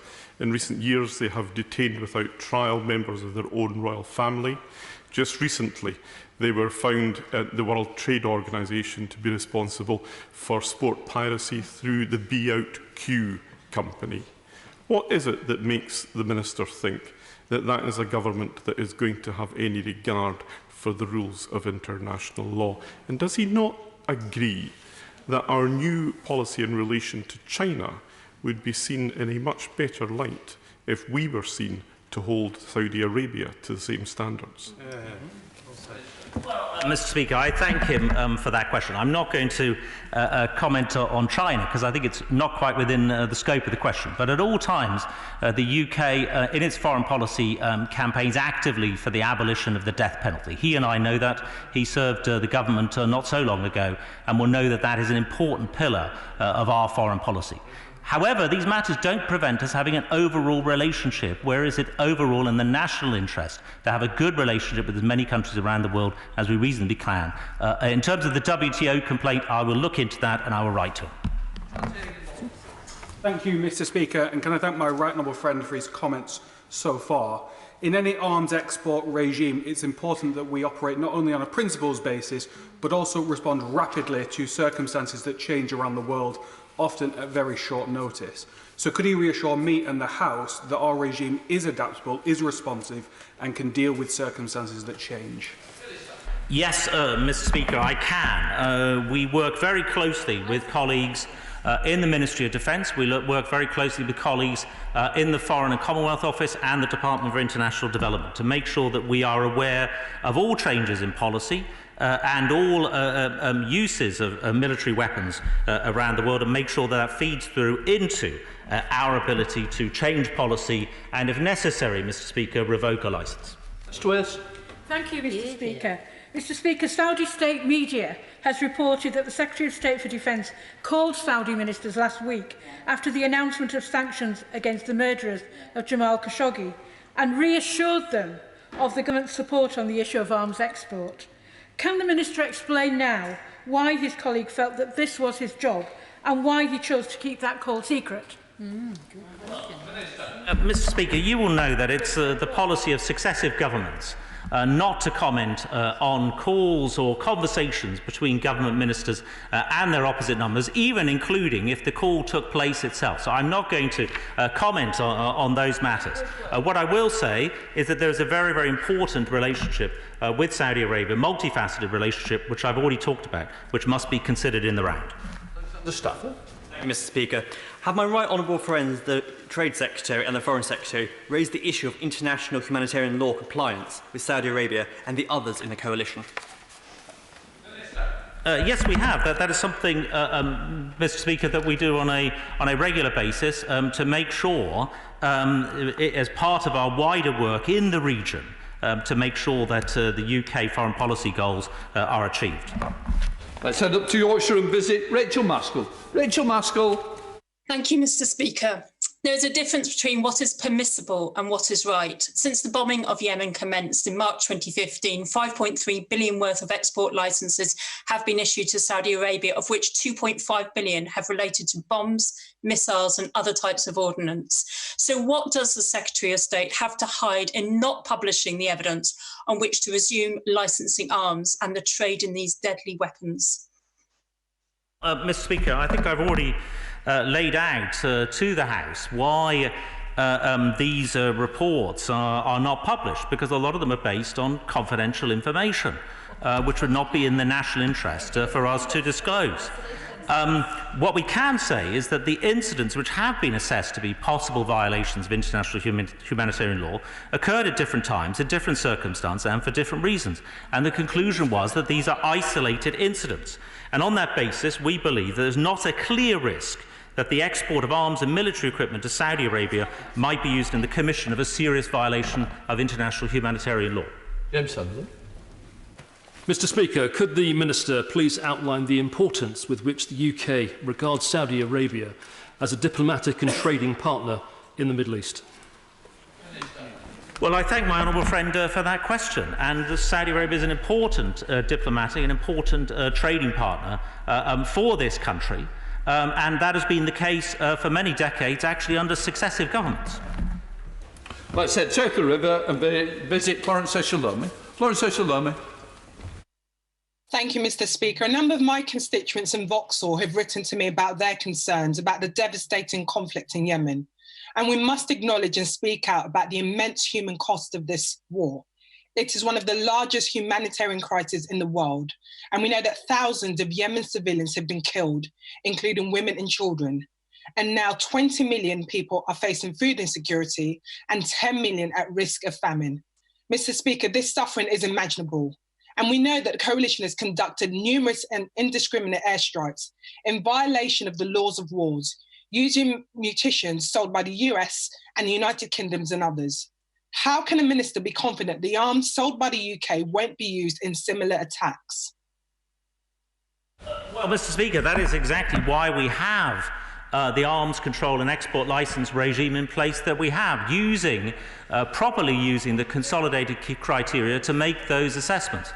In terms of what anybody else may do in the region, I think she mentioned the United States, that is very much a matter for the United States government. Let's head to Wellingborough and visit Peter Bone. Peter Bone. Thank you, Mr. Speaker. And the excellent minister seems quite sure that it's right to export these arms at the moment, and I have no problem with that. But as my honourable friends for Derbyshire Dales and Burnley have said, this needs to be kept under review, and the minister has said that that will happen. Could he tell the House in a little bit more detail, on a day-to-day basis or a month-to-month basis, how is that review take place? Thank you, Mr. Speaker. That's a good question. Can I just say to him, obviously we operate within an overall policy framework called the Consolidated Criteria. Each individual licence application is in itself a separate decision based on those consolidated criteria. We follow those criteria, and those decisions can be made on a daily basis for each individual export licence that comes in by ministers. We're now going up to Scotland, to Stirling, with Alan Smith. Alan Smith. Thank you, Mr. Speaker. The Minister really is missing an opportunity to reassure the House on this. I'm entirely unpersuaded that there isn't a risk these armaments will be used against civilians. Oxfam, a deeply credible organisation, has had 3 installations attacked in Sadal, Hamazat and Abs over the last few years. Have they been investigated by the Joint Incident Assessment Team? If not, why not? And if not, how on earth can the Minister possibly pretend this is a credible statement? Well, Mr. Speaker, as I've said before, it is the incidents that have been assessed to be possible violations of international humanitarian laws. Those have been looked at, but we are confident that they occurred at different times, at different circumstances, and for different reasons, and therefore there is not a pattern. So we are content with this regime going forward in terms of sticking to our consolidated criteria, and that is absolutely the proper way to be doing this. Marco Logge. Mr. Speaker, will the Minister provide an assurance to the House that the Department will in fact continue to investigate every possible violation of international humanitarian law in the Yemen conflict by coalition forces going forward? Well, Mr. Speaker, he raises a good question. It's worth noting again that the investigation process is principally a matter for the Foreign and Commonwealth Office and the Ministry of Defence, which track the allegations of incidents. But the government takes its export responsibilities seriously and assesses all export licences in accordance with the strict licensing criteria. We will not issue any export licences where to do so would be inconsistent with the consolidated criteria. Let's head to Walthamstow and visit Stella Creasy. Stella Creasy. Thank you, Mr. Speaker. The Minister will understand the concern, given that the United Nations Refugee Agency reports that over the last 5 years, over 3.5 million people in Yemen have been displaced as a direct result of the civil war there. So he will understand the concern about the resumption of arms sales. Now, he tells us that he cannot share with us the specific details on which the government have made the assessment to resume those sales, but he could set out for us what he means by genuine intent when he says that he believes that's behind the Saudi Arabian decisions on human rights, and what might change that. Will he do so? Well, Mr. Speaker, I've already outlined how, looking at the incidents and the assessment of the incidents, that we are confident that there is not a pattern there in those previous incidents. I absolutely share her concern about the appalling humanitarian situation in Yemen. However, based on those incidents, we do not believe that there's been a pattern there, and therefore, so long as we stick to our consolidated criteria, we continue our assessments, continue our assessment of incidents, then that is absolutely the right decision for the UK government to make. Andrew Griffith. Mr. Speaker, I'm proud so many young people in my constituency of Arundel and South Downs have raised the situation of Yemen with me. Saudi Arabia itself is a young country with half of its population under the age of 25. Can the Minister assure me that he will continue to raise human rights with his counterparts? Yeah, Mr. Speaker, we do. My right honourable friend, the Foreign Secretary, and his team do on a regular basis with Saudi Arabia and also with other partners all the way around the world. We are immensely proud of the record that we have as a government and we have as a country in promoting human rights around the world. That was absolutely the basis of the statement made by the Foreign Secretary in this place just last week. Speaker, the Secretary of State has announced that new arms sales to Saudi would commence, claiming that international humanitarian law had only been violated in, I quote, isolated incidents. The Minister as well says he's not at liberty to disclose the number of incidents. But this morning, in response to my written question, the government revealed that the Ministry of Defence's own database records 516 potential violations of international humanitarian law since the war in Yemen began in 2015. So in light of this, does the Minister stand by the Secretary of State's claim that violations of international law are only isolated incidents, or will the government finally do the right thing and stop these arms sales? Well, Speaker, as I pointed out earlier, actually, all potential incidents for the purposes of this must be treated as actual violations of international humanitarian law. So I'm not at liberty to comment on whatever numbers she may have in front of her, but it's absolutely clear, Mr. Speaker, that all of those potential incidents must be treated as actual incidents for the purposes of putting forward the consolidated criteria. Thank you, Mr. Speaker. The announcement last week was welcomed by hundreds of my constituents who work at the BAE plant in the Fylde, which assembles the Hawk and Typhoon aircraft, and I'd like to go on record as supporting the decision to resume granting export licences. Saudi Arabia is one of our key strategic partners, and rightly so. Is my right honourable friend able to reassure the House that the government will continue to work closely with the Saudi government on all security and military issues, and that his department will continue to explore investment and trade opportunities with the Kingdom that will benefit jobs and economic growth in the UK? My honourable friend, Mr. Speaker, raises a very, very good point in relation to jobs in the Northwest and BAE systems. And I must say, Mr. Speaker, I was getting a little bit worried about the opposition's approach to this, because I'm going to quote now, "We have a brilliant arms industry in the United Kingdom, and I have no problem with arms sales to other countries, as long as they are properly controlled." I would agree with that. That is actually the Labour shadow spokesman in the House of Lords at a similar question on Friday. I think that we can all agree that actually BAE Systems and others in this field, Mr. Speaker, do a great job for the UK overall. Thompson. Mr. Speaker, the United Nations has verified that since 2015, at least 7,700 Yemeni civilians have been killed, 60% of that due to bombing raids by the Saudi-led coalition. Now, the Committee on Arms Export Controls has recently been re-established in this House. Can the Minister give the House an assurance that if that committee were to choose to investigate British arms sales which are leading to arms reaching the Saudi-led coalition, that his department will cooperate fully with any such investigation? Well, Mr. Speaker, our department always cooperates with different select committees. But I think if his point is that the select committee should follow a particular course, then I think he really needs to speak to the chair of the select committee, not with me. The chair of the select committee is my honourable friend, the member for Wyre Forest. Could I suggest that he makes his representations there to the chair? Thank you, Mr. Speaker. How will this sort of action against Saudi Arabia achieve reciprocity in the Yemen? There are two sides to this conflict, and one is led by the Houthis and by their backers, Iran, over whom we have no possible examples of how to control the arms sales that go to them. Well, Mr. Speaker, I think my honourable friend has expertise in this area. He will know that those are matters for the Foreign and Commonwealth Office. I'm sure he's making his representations to them. I will certainly make those representations. He will also know that the government is involved on the diplomatic front considerably to seek a resolution of the conflict in the Yemen. Thank you very much. Mr. Speaker, more than 5 years of death and destruction in Yemen has created the world's worst humanitarian crisis, and the Yemenis people are rightly looking to us to show compassion and leadership.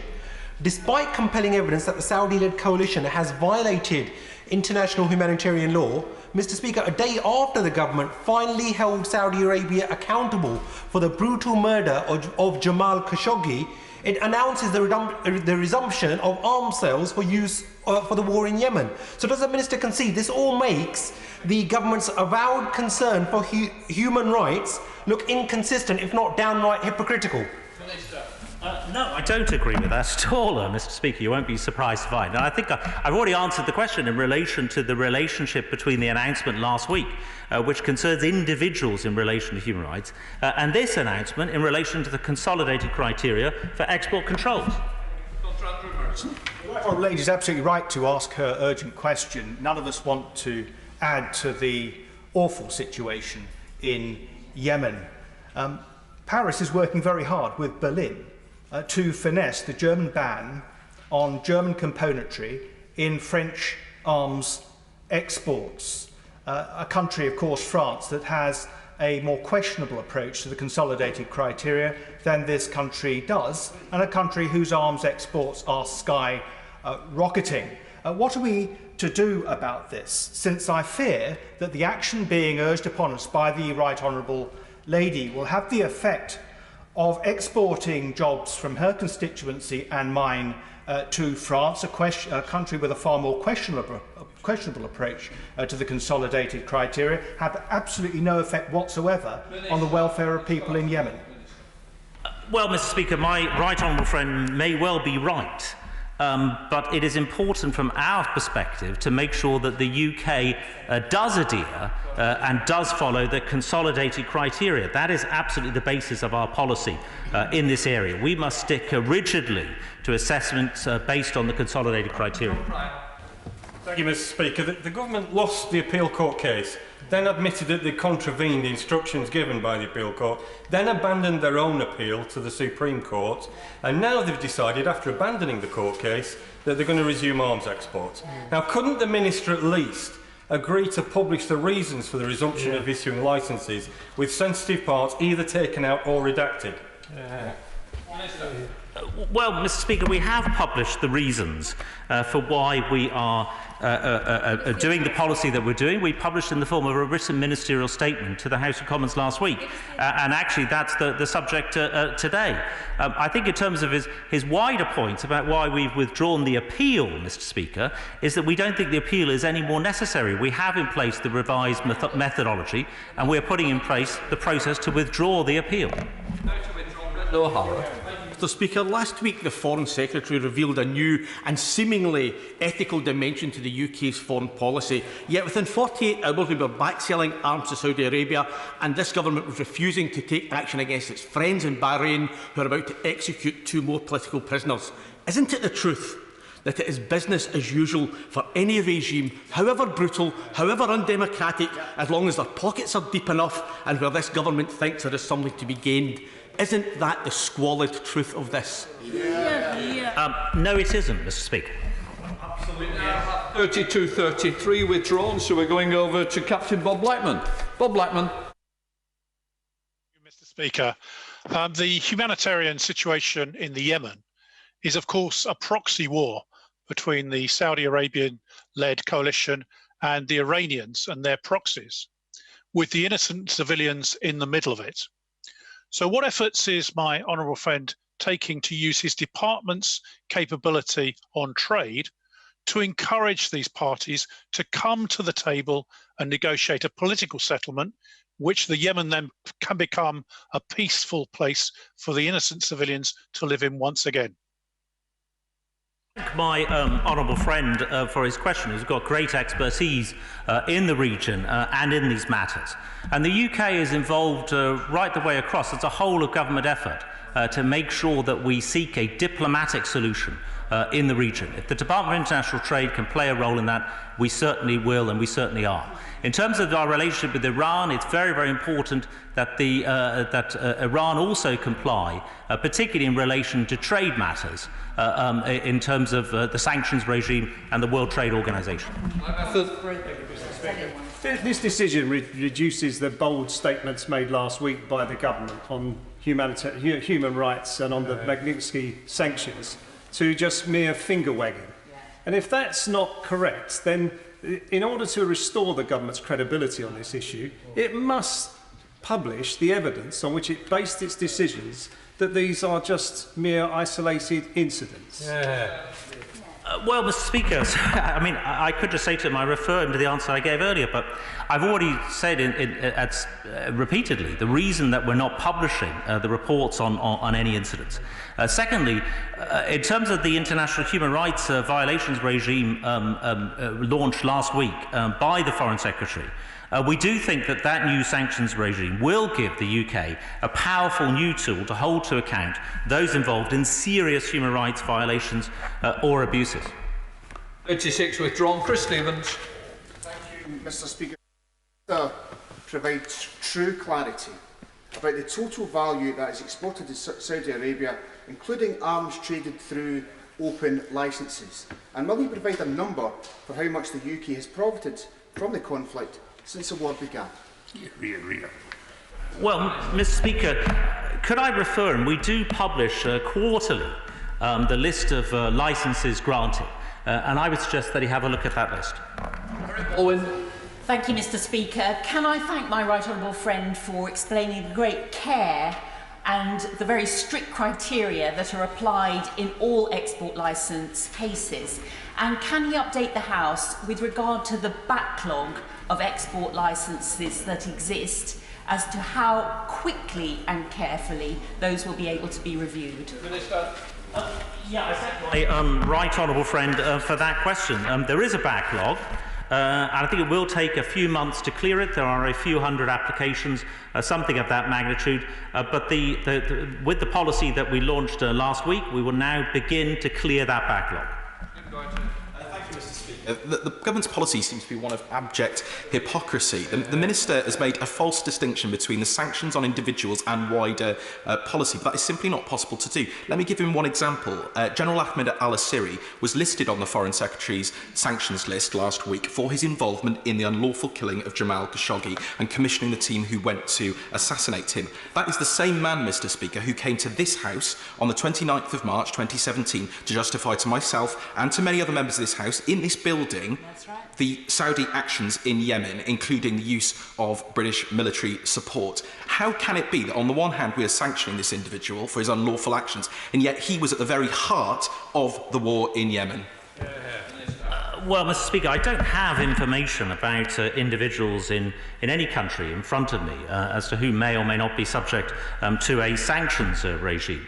What I do know is that the criteria that we follow to assess export licences Criteria 2C clearly states where there is a clear risk the equipment be exported might be used in the serious violation of international humanitarian law. Those are the criteria that we follow when assessing export licences. Mahindra. Thank you, Mr. Speaker. Can I firstly welcome the Secretary of State's statement last week? Would my right honourable friend elaborate on how the revised methodology differs from its predecessor? Well, the revised methodology, Mr. Speaker, takes into account all of the decision by the Court of Appeal. Were these historic incidents part of a pattern? And even if we couldn't answer in every incident, we should at least attempt to do so. That was, if you like, the question which the revised methodology is seeking to answer, I believe does answer, so that we can move forward. Thank you very much, Mr. Speaker. The Saudis are currently taking part in the action in Yemen as part of a coalition. They are also part of a coalition which is currently involved in the blockade of Qatar. That's not currently a military action, but what guarantees does the government have that arms sold to the Saudis for use in Yemen will not be used against another of our allies elsewhere in the Middle East? Well, Mr. Speaker, I'm not aware of there being any conflict at the moment in that space. But clearly we look at these matters as part of the criteria against which we assess export licences going forward. Member for Beckenham, Bob Stewart. Thank you, Mr. Speaker. I've got a great deal of affection for Yemen, having lived there for 3 years. So after the last massacre of innocents, I managed to get myself to Riyadh, and I went to the CAOC, which is the Combined Air Operations Centre, to examine exactly what was going on. And I have to say, having spoken to the air controllers, which included Air Force, Royal Air Force people there, I was much impressed by the orders for opening fire that they had. They did not open fire, and I spoke to the pilots. Now they do not open fire unless they're guaranteed that there's no innocent underneath. Now, could I ask the Minister, therefore, that I presume these factors are taken into account? Well, Speaker, he makes, and he is somebody also with great expertise in this area, particularly in relation to military operations. In terms of what may or may not be happening in Yemen, of course, those factors are taken into account with the assessments done by the Ministry of Defence and by the Foreign and Commonwealth Office. Centre Scotland with Dave Dugan. Thank you, Mr. Speaker. As Amnesty International pointed out in March this year, the conflict in Yemen shows no real signs of abating as it enters its 6th year. This will result in even more civilian casualties, both as a direct and indirect result of the conflict. After the UK government's arms export policy to Saudi Arabia was found to be unlawful last year, can the Minister explain how continued UK arms sales for potential use in this theatre can possibly help prevent the loss of yet more innocent Yemeni lives? Minister. Well, Mr. Speaker, we have, of course, looked at the assessment of the previous incidents, and I've already described how those incidents must be assessed as having taken place, even if it's still questionable or in any way disputed as part of that process. But we are confident, Mr. Speaker, that we now have the right system in place to make sure that there's not a clear risk that the export of arms and military equipment to Saudi Arabia might be used in the commission of a serious violation of international humanitarian law. Let's head to Wales with Howell Williams. Howell Williams.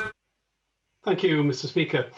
UK taxpayers provide humanitarian aid to Yemen. Now we are to supply even more arms to the Saudis. What does this say about competition between UK trade policy and UK aid policy?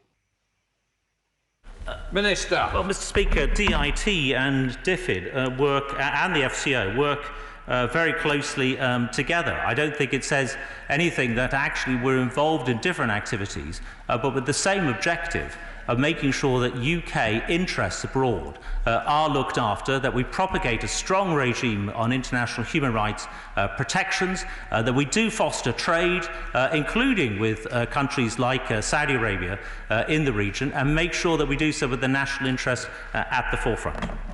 In order to allow the safe exit of honourable members participating in this item of business and the safe arrival of those participating in the next, I'm suspending the House for 3 minutes. Order.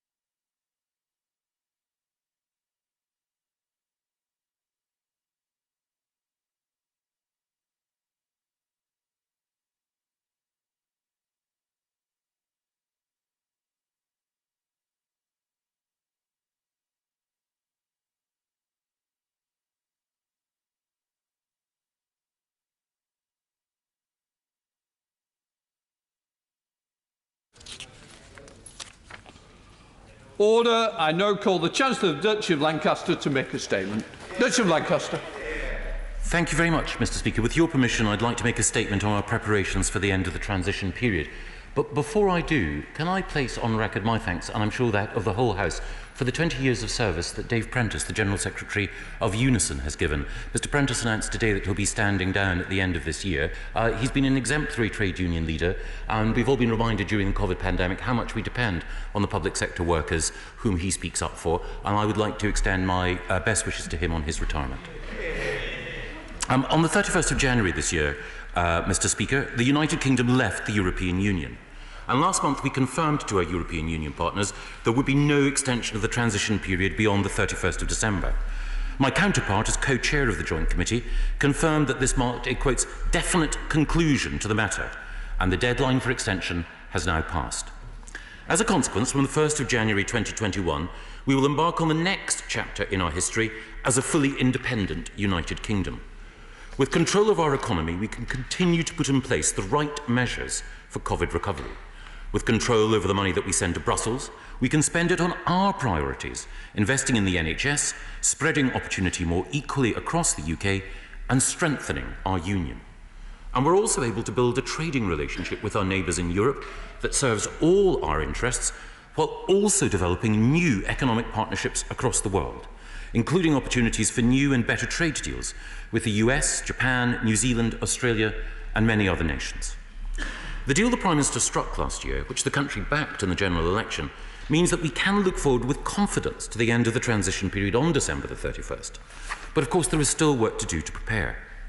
Regardless of the outcome of negotiations with the EU over our future relationship, whether or not we have a Canada-style deal or an Australian model, we will be leaving the single market and the customs union.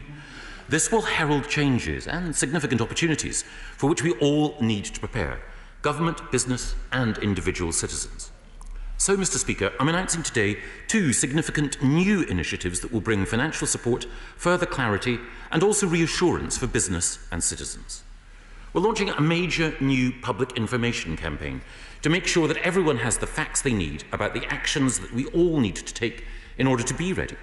And we're also releasing for the first time an operating model for the border that will benefit importers and exporters and provide information to hauliers, shippers, freight companies and our customs intermediaries. This comprehensive guidance covers every process and system used across all government departments and has been developed after extensive consultation with industry partners, operators and of course the devolved administrations. Together with the additional £705 million package of funding for border infrastructure, extra jobs and better technology, this will help ensure our new borders will be ready when the UK takes back control on January the 1st. It will assist the smooth movement of goods and it will also help us to lay the foundations for the world's most effective border by 2025, making our country more secure and our citizens safer. Turning to the detail of these initiatives, Mr. Speaker, the public information campaign, the UK's New Start, Let's Get Going, will run in the 4 home nations and internationally, encouraging us all to play our part in preparing for change. The campaign will be supplemented by the deployment of experts in the field, giving one-to-one support to business and their supply chains to ensure they've made arrangements that will help keep their operations running efficiently. From January 2021, in order to fulfil the import process, traders will need to have a GB Economic Operator Registration and Identification, or EORI number, before moving their goods. They'll need also to have the commodity code of their goods, which will be needed to make a customs declaration and, of course, to calculate duties on an import. They'll need to know the customs values of their goods, the rules of which are based on the WTO valuation agreement. And they will also need to have considered whether they are able to and would benefit from using any of the available simplifications or facilitations, including deferring customs declarations for standard goods. Traders who choose not to defer the customs declarations will also need to ensure they've considered how they will make those declarations to HMRC systems, and of course, whether or not they will use an intermediary. And from January 2021, traders who are exporting goods to the EU will need to make export declarations and ensure they have the right certificates and licences required for entry. While there is still work to do, substantial progress has been made to ensure that we all fulfil our promise to the British people and take back control. The freedom to control our own borders, of course, brings many benefits.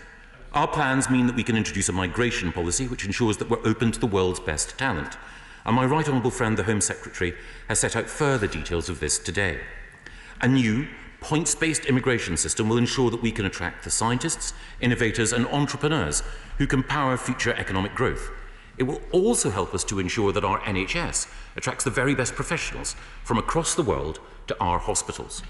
And the new technology that we're introducing will allow us to monitor with far greater precision exactly who and what is coming in and out of our country, enabling us to deal more effectively with organised crime and other threats. And control of our borders also means that we can choose the right trade and commercial policies for this country. The border operating model that we published today provides clarity about the end-to-end journey of goods on the move between Great Britain and the EU, including, of course, information about controlled goods and the new government systems that will support future trade. And I'd like to place on record the government's gratitude to the border sector for the practical knowledge, enthusiasm and expertise they've brought to the development of the operating model, the result of extensive consultation and collaboration. It's important to note that, as the document makes clear, the border operating model does not cover matters relating specifically to the Northern Ireland Protocol. Let me reassure the House that guidance specific to Northern Ireland will be published in the coming weeks and on an ongoing basis throughout the transition period.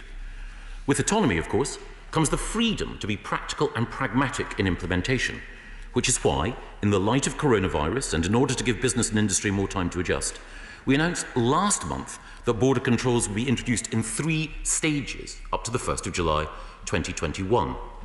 In the first phase, from January 2021, traders importing standard goods will need to prepare for basic customs requirements. Full customs declarations will be needed for controlled and excise goods, such as alcohol and tobacco products, but people importing standard goods will have up to 6 months to make their declaration and to pay tariffs. Traders moving goods using the Common Transit Convention will need to follow all of the transit procedures. In the second phase, from April 2021, we will require all products of animal origin, regulated plants and plant products to have pre-notification and the relevant health documentation. Any physical checks will continue to be conducted at the point of destination.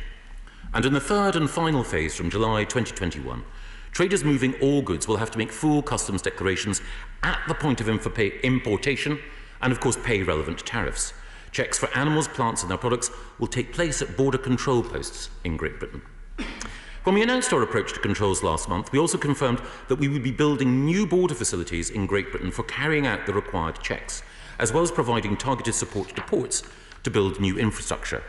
And the £705 million funding injection we announced yesterday, Mr. Speaker, is on top of an £84 million grant already announced to ensure sufficient capacity in the customs intermediary sector.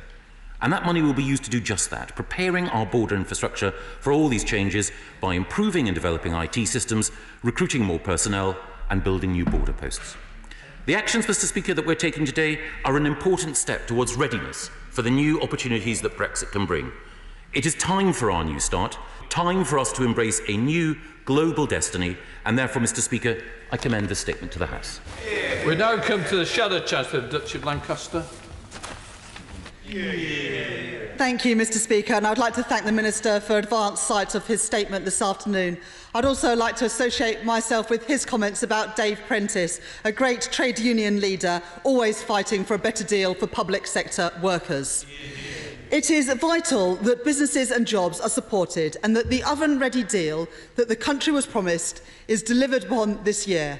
And yet, frankly, Mr. Speaker, many of us are worried about whether the oven was even turned on. Mr. Speaker, there have been alarm bells ringing within the Cabinet this last week, expressed by the Trade Secretary in her extraordinary letter to the Right Honourable Gentleman and to the Chancellor of the Exchequer, written on the 8th of July. The letter presents a picture of chaos, complacency and confusion right at the top of government. Let me highlight to the House those concerns. First, the Trade Secretary expresses concern that the UK will be vulnerable to a World Trade Organization challenge. So, will the government publish its advice and analysis on the risk and cost to the government of such a challenge? Second, the Trade Secretary highlights that there are EU-facing ports where the infrastructure to implement controls does not currently exist. Can the Minister give the country, and indeed his Cabinet colleague, reassurance by publishing all relevant delivery plans, land purchases and rental agreements with timescales and risks, and not just for the Port of Dover? Mr. Speaker, the Labour Party want to see British firms exporting. We do not want to see their goods stuck at ports or indeed in lorry parks. Third, the Trade Secretary is concerned in her letter that traders from the rest of the world could export their goods to the UK through the EU and, in her words, undermine the effective operation of our trade policy and undermine the collection of tariffs due. How will the government prevent smugglers from exploiting the phased-in approach to the border? What are the estimated lost tariffs as a result of the 6-month delay to UK border checks on imports travelling through the European Union? Fourth, on Northern Ireland, the Trade Secretary said that the digital delivery of the dual tariff system in Northern Ireland is a high risk and that HMRC are planning to apply the EU tariff as a default from the 1st of January. The Trade Secretary adds that this is very concerning as this may call into question the Northern Ireland's place in the UK's customs territory. Her words, Mr. Speaker. So what risk does the government attach to this? What reassurance can the Minister provide that the commitments made in the government's command paper on Northern Ireland will be fully honoured? And why do we have to wait until the end of this month for details on Northern Ireland to be published? It's all very well, Mr. Speaker, announcing a multi-million-pound advertising campaign, but if the right honourable gentleman can't persuade his bestest friend in Cabinet that everything is going according to plan, then it's hardly surprising that the country is anxious and confused. A month ago, the Prime Minister said that there was no reason a deal could not be reached by the end of this month. Can the Minister update us where we are in terms of being on track to meet that deadline with a deal agreed in the next fortnight?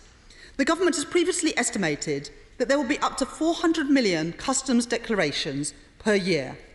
HMRC said that they would cost £32 each, adding up to a staggering £12.8 billion bill for business. Does the Minister have any updated assessment of those numbers and the cost to UK firms? It is also reported that HMRC are not planning to test the systems until November, a handful of weeks before they are needed. Could the Minister explain why those checks are not taking place sooner? And would the Minister outline what recent engagement the government has had with Scottish and Welsh governments on state aid policy prior to the announcements today? Over half of UK trade will experience greater delays, costs and barriers. So what percentage of UK trade, can I ask the Minister, will enjoy easier trading terms on the 1st of January next year? Mr. Speaker, the best way to help all businesses to prepare is, of course, to agree a deal with the European Union on the terms we were told to expect. That means no fees, charges, tariffs or quantitative restrictions across all sectors. It does not mean, as we had in the statement today, customs, physical checks, export declarations, a commodity code, an economic operator restrictions and identification. And it certainly doesn't mean a living document with guidance that changes day by day. Mr. Speaker, I'm sure the Minister will agree with me that we should never make promises that we cannot keep. So will the Minister guarantee that the promises made to UK businesses and workers in the Conservative Party manifesto in December last year will be honoured because they are not consistent with the statement that he has delivered this afternoon? Last week, the Chancellor of the Exchequer stood at that dispatch box and said that he would do all he can to support British business. Today, the Chancellor of the Duchy of Lancaster stands at that same dispatch box and is wrapping those businesses in red tape and sending them to a supersized lorry park in Dover. For the sake of all workers worried about their jobs and all business owners anxious about their future, we need the government to get this right. I am not convinced that today's statement does that. Chancellor of the Duchy. Can I thank the Honourable Lady for her questions and also for her commitment to working collaboratively in order to ensure that we get the best possible deal in our negotiations with the European Union. And it is the case that progress has been made. Still, there are significant differences between ourselves and the European Union. But I did think it was significant and welcome that, for example, in the Joint Committee, Maroš Šefčovič, the Vice President, conceded that it wouldn't be no longer appropriate for the EU to have an office in Northern Ireland, an example of the flexibility which I know Michel Barnier and others are applying in the broader negotiations, and I will seek to update the House on progress in those negotiations at an appropriate time. She asks about the compliance of our approach with our legal obligations under the WTO. We're absolutely certain, we've taken legal advice, that we are compliant. And indeed, Lars Carlson, a customs expert who appeared in front of the Select Committee on the Future Relationship with the European Union recently, said that the issue raised was not a problem. There is no violation of international customs principles. The international legislation that the UK is part of under the WTO is not violated. And of course, it will be removed, the correct process that we're taking, on the 1st of July. She asks about infrastructure at EU-facing ports. I should stress that there are no plans to build a new lorry park at Dover, and indeed the Chief Executive of the Port of Dover, Tim Reardon, said that it, again, to the Right Honourable Gentleman's Select Committee, it's fair to say that traders are likely to be ready. The paperwork required to go into and out of France, those requirements have been set out very clearly for some time now. The Honourable Lady also asked about the danger of lost tariffs. There's no danger of lost tariffs. Every importer will have to pay tariffs.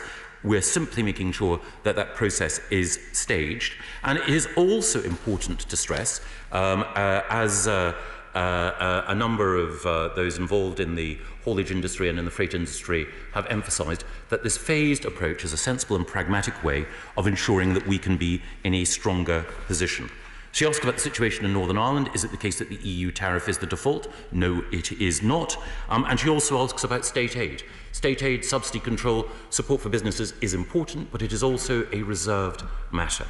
Finally, I'd just like to quote from, again, the Chief Executive of the Port of Dover, because the Honourable Lady understandably is anxious to ensure that business has all the opportunities that we would want to see in the COVID recovery. The Chief Executive of the Port of Dover said, being outside the EU customs code puts the UK in a position where it can develop processes that suit the UK in the 21st century. We do not need to stick to a legacy customs process whose origin can be found in the Anglo-Saxon Chronicle in the year 789. It's time that we modernised our border, time that we took back control, and that is what today's announcement will do. Sir Bernard. Thank you, Mr. Speaker. And can I thank my right honourable friend for his statement, and that I've just stepped out of a meeting with the British Chamber of Commerce, and they're very much welcoming the acceleration in implementation, investment and certainty for British business, though they want as much of that as quickly as possible. Can I just ask for clarification on two rather technical matters, and I'm going to choose my words rather carefully. First, that as long as the joint committee is satisfied that movement of goods in transit from GB to Northern Ireland are not at risk of travelling onto the Republic of Ireland, while there may need to be some data transfer, there will be no need for a full import customs declaration to cross from GB to Northern Ireland.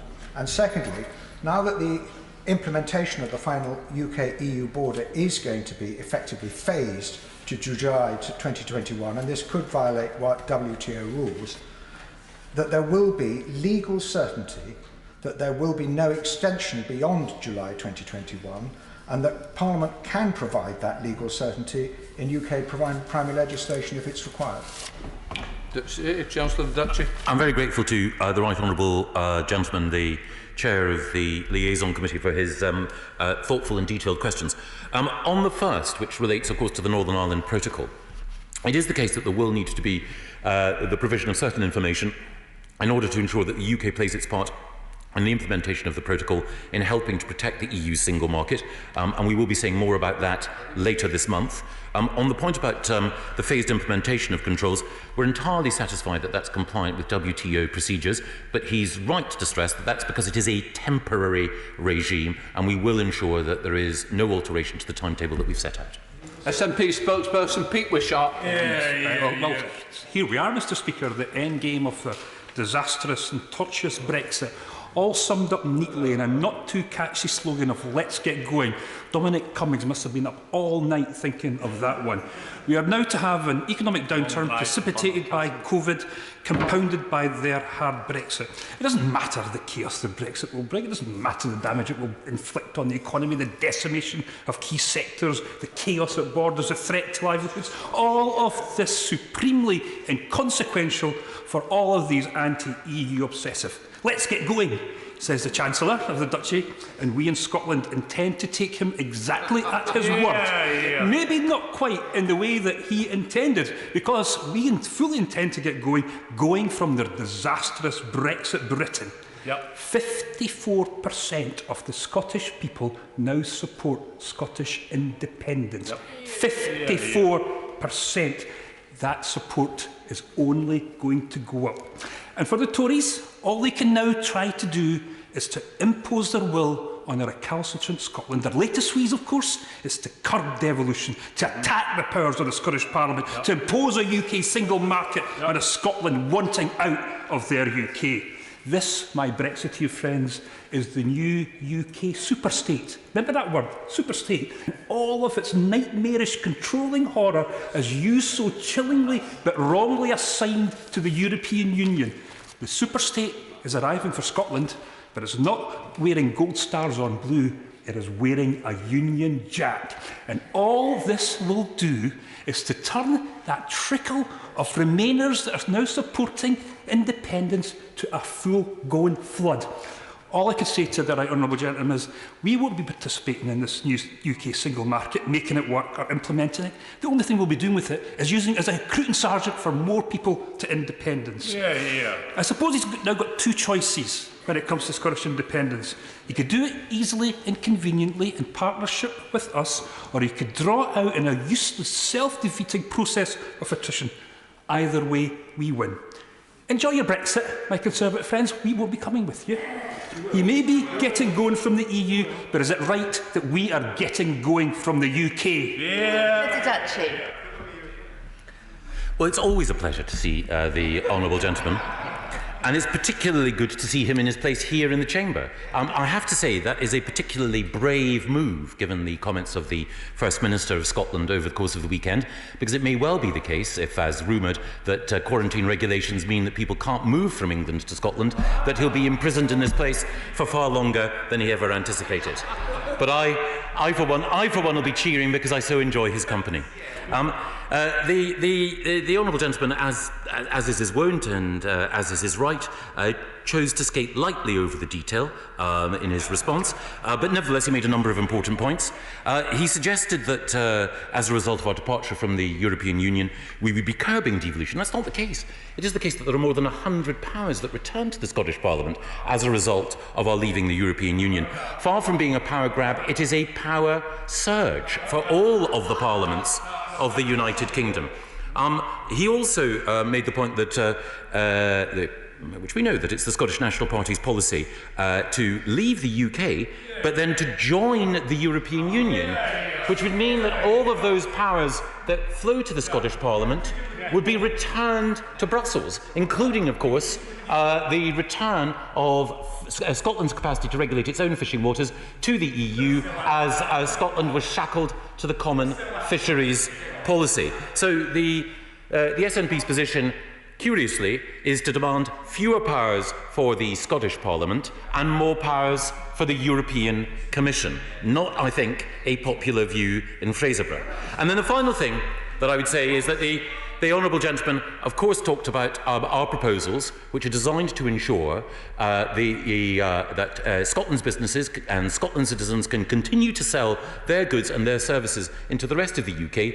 He, instead of welcoming that collaborative working, talked about these policies being a recruiting sergeant for independence. I would say that the mask slipped, but indeed he's never worn a mask to hide his intentions. He's a separatist, he's a nationalist.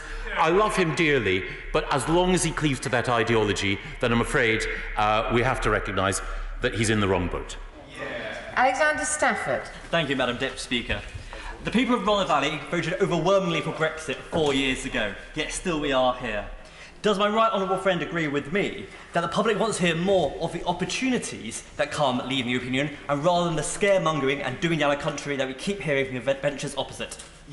Chancellor of the Duchy. Well, my honourable friend makes a very good point. It was the democratic decision of the whole United Kingdom to leave the European Union. There are significant opportunities, and one of the points that I alluded to in my statement is that as businesses prepare for the export requirements that will be needed when we're outside the customs union, it is also the case that that equips them all the more powerfully for the new trading opportunities that exist across the globe.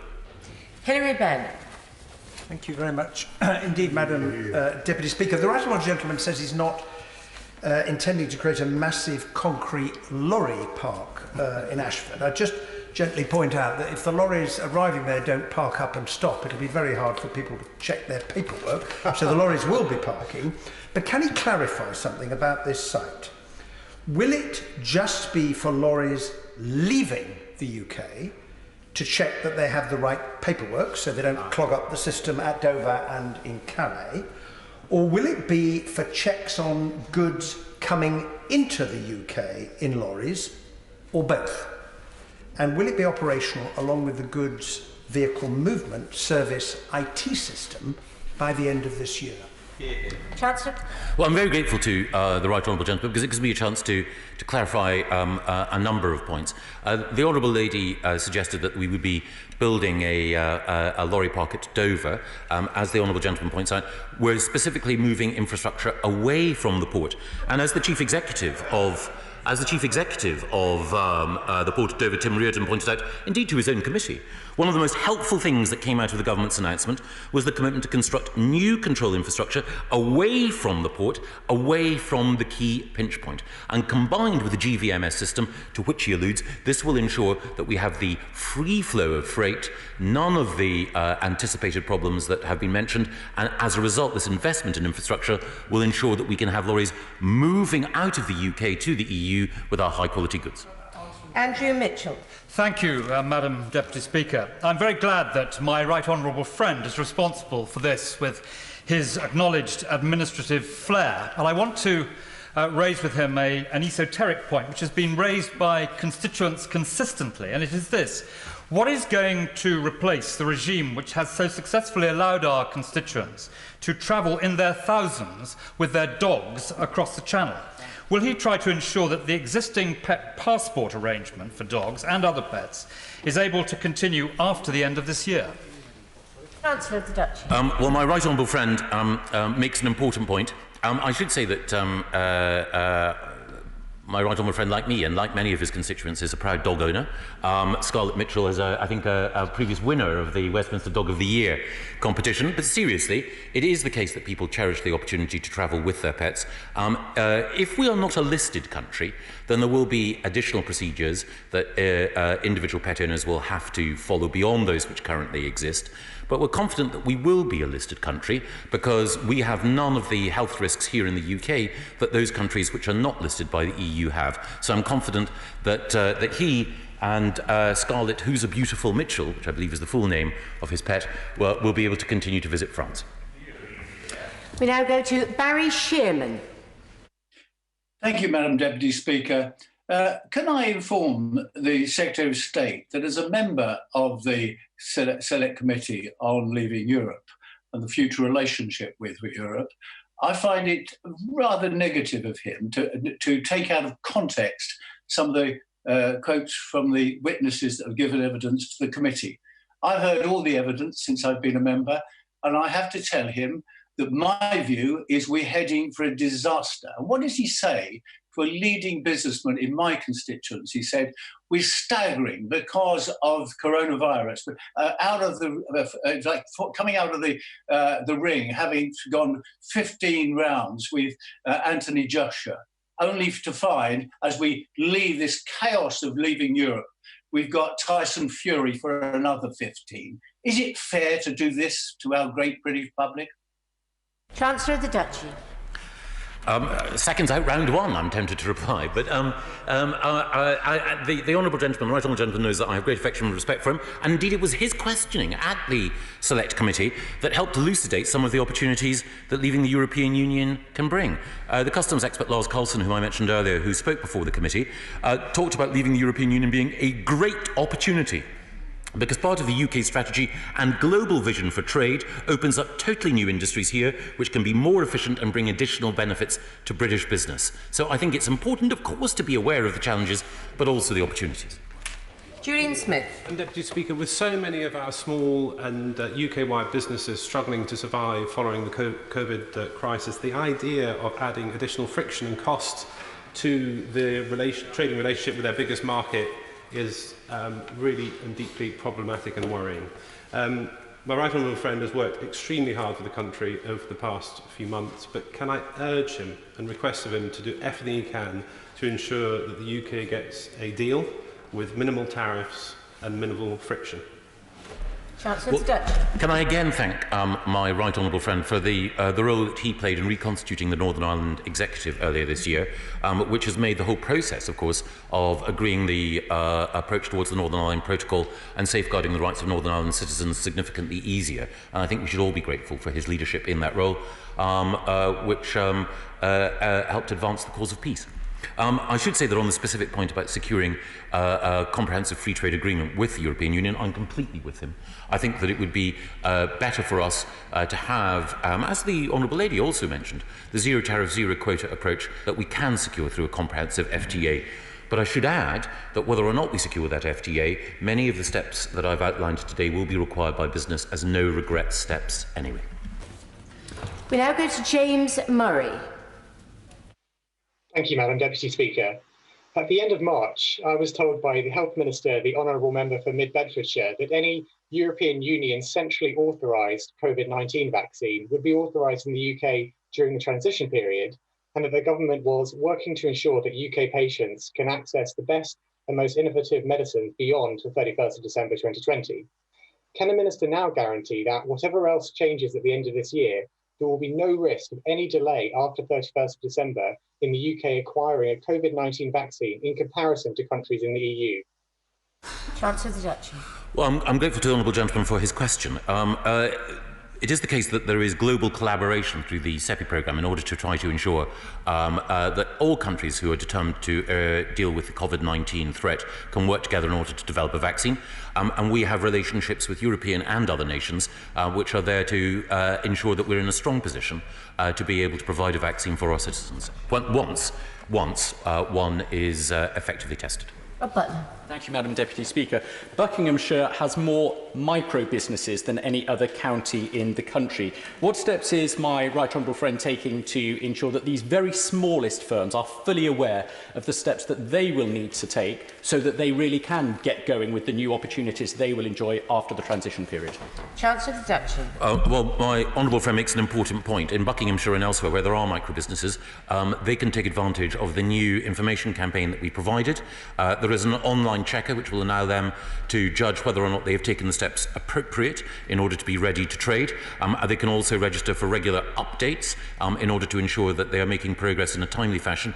And of course the provision of additional funding for customs intermediaries will also ensure that they can have an appropriate freight forwarder or other in order to ensure that they can continue to trade freely. We now go to Alison Thewlis. Thank you very much. It's perfectly clear from his statement that what's actually happening here is we're going to get more red tape rather than less, and additional cost and risk to employers, especially those who employ EU nationals, as they will have to register as EU sponsors, as Home Office sponsors for the first time. Can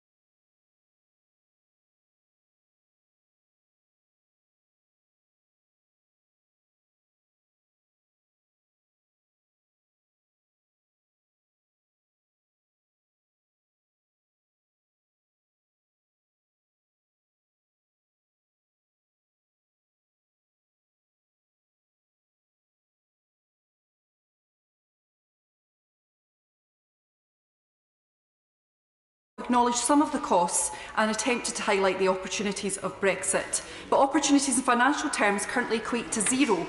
Those who said leaving the EU would mean additional costs and bureaucracy were right.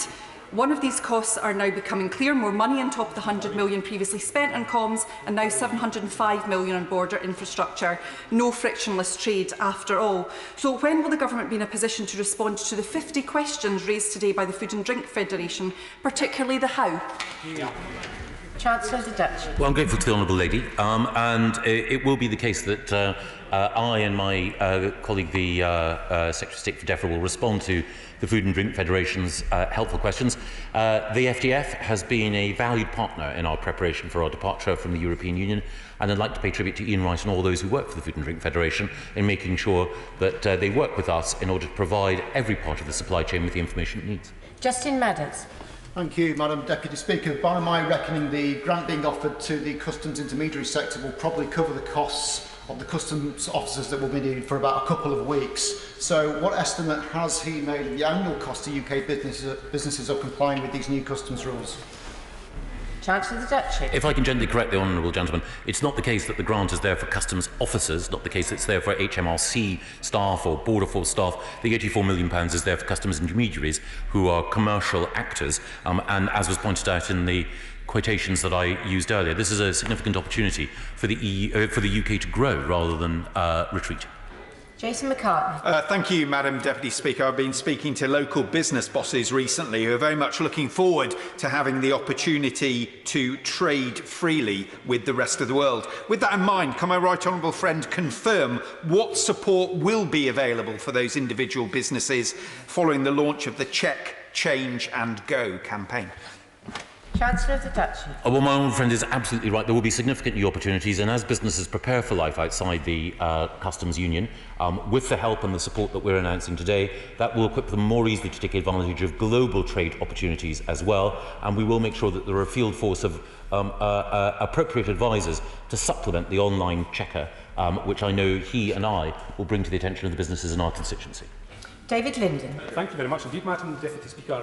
In this latest kind of Brexit bingo readout that the Chancellor of the Duchy of Lancaster presented to the House today, he wants to talk about optimism and opportunity. But can I press him on a point that's not in the statement which relates specifically to the Erasmus scheme?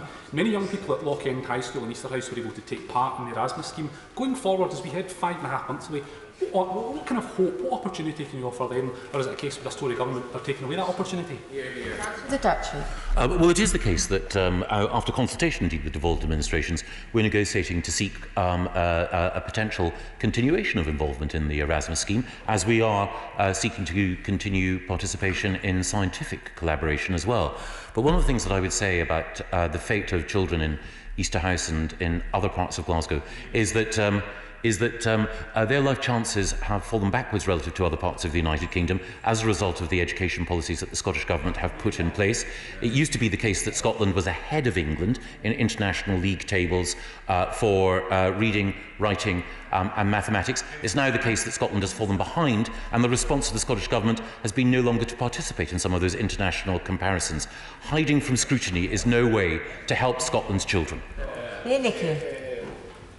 Thank you, Madam Deputy Speaker. As the Government invests in new border and control infrastructure to ensure that we can continue to trade smoothly with the EU once we go beyond the transition period, would my right honourable friend agree with me that this will create more local jobs to support ports such as Grimsby and Immingham? Yes, my honourable friend is absolutely right. It is the case Grimsby and Immingham are hugely important ports, not just for EU but for the rest of the world trade. And as I mentioned earlier in quoting from the authoritative figures who appeared in front of the future relationship with the European Union Select Committee, there are significant opportunities for people to play a role in the expansion of international trade. These are new jobs which are designed to make sure that Britain goes global. Stephen Timms. Thank you, Madam Deputy Speaker. Last September, the Minister acknowledged that there is a material risk of long delays at Dover. Will he tell us what his current assessment of that risk is? The Freight Transport Association pointed out there are only 300 spaces in the lorry park at Calais, where thousands of lorries coming from Dover are likely to be checked every day. Is he now proposing that all 10,000 lorries heading for Dover will be checked somewhere in the UK before they arrive there? How many officials will it require to carry out those checks? And will he tell us the short list of the locations where those checks might be carried out? I'm grateful to the Right Honourable Gentleman for referring back to the time when, of course, I appeared in front of a select committee chaired by the member for Leeds Central. The situation has changed since then. And it has changed as a result of the investment that we've put into infrastructure and the refinement of systems and greater clarity. And I should say that I quoted earlier the Chief Executive of the Port of Dover, Tim Reardon, and he said of hauliers, it is fair to say they are likely to be ready because the requirements that they have to fulfil have been set out very clearly for some time now. So I'm confident that the steps that we've already taken and the announcement that we're making today will help ensure the free flow of trade. Virginia Crosby. Thank you, Madam Deputy Speaker. In my constituency of Unismorn, I have Holyhead Port, which has the second busiest roll-on-roll port in the UK. We've seen investment in Dover. How can my right honourable friend assure me that the freight in Holyhead will be checked? And what does this mean for jobs, skilled employment and investment that is so desperately needed in Unismorn? Well, I'm very grateful to the Honourable Lady for reminding us of the vital role that the port of Holyhead in Anglesey plays. I had the opportunity to visit Holyhead last summer to see the superb work that was being undertaken by her constituents, and I can assure her that whether it's trade with the Republic of Ireland or beyond, we will do everything we can, working, of course, with the Welsh Government in order to ensure that the commercial opportunities for those in Holyhead who do so much for our trade are enhanced. We now go to Sarah Owen. Thank you, Madam Deputy Speaker. Vauxhall and the workers who keep it going are fundamental to Luton's economy, and a third shift of workers are starting so they can meet the high demand for our tremendous Luton-made vans. However, without a tariff-free trade agreement, future investment is uncertain for manufacturing across the country. Without sound bites or slogans, what genuine progress has been made towards a trade deal that protects the future of car manufacturing in the UK? Chancellor of the Duchy. Well, the Honourable Lady does make a very important point, and it is the case that the success of the automotive sector, not just in Luton, but in Sunderland and across the United Kingdom, is a matter of importance to people across this House. And that's why we're pursuing a zero tariff, zero quota arrangement. It is, of course, the case, as she will know, that there has been significant onshoring of capacity from other European countries into the UK, not least in Sunderland, and that is something that we want to build on. But I will do everything I can in order to ensure that she and other MPs who represent constituencies with significant automotive interests are kept informed about the progress of our negotiations, because, of course, we put the interests of her constituents first. We now go to Peter Bone.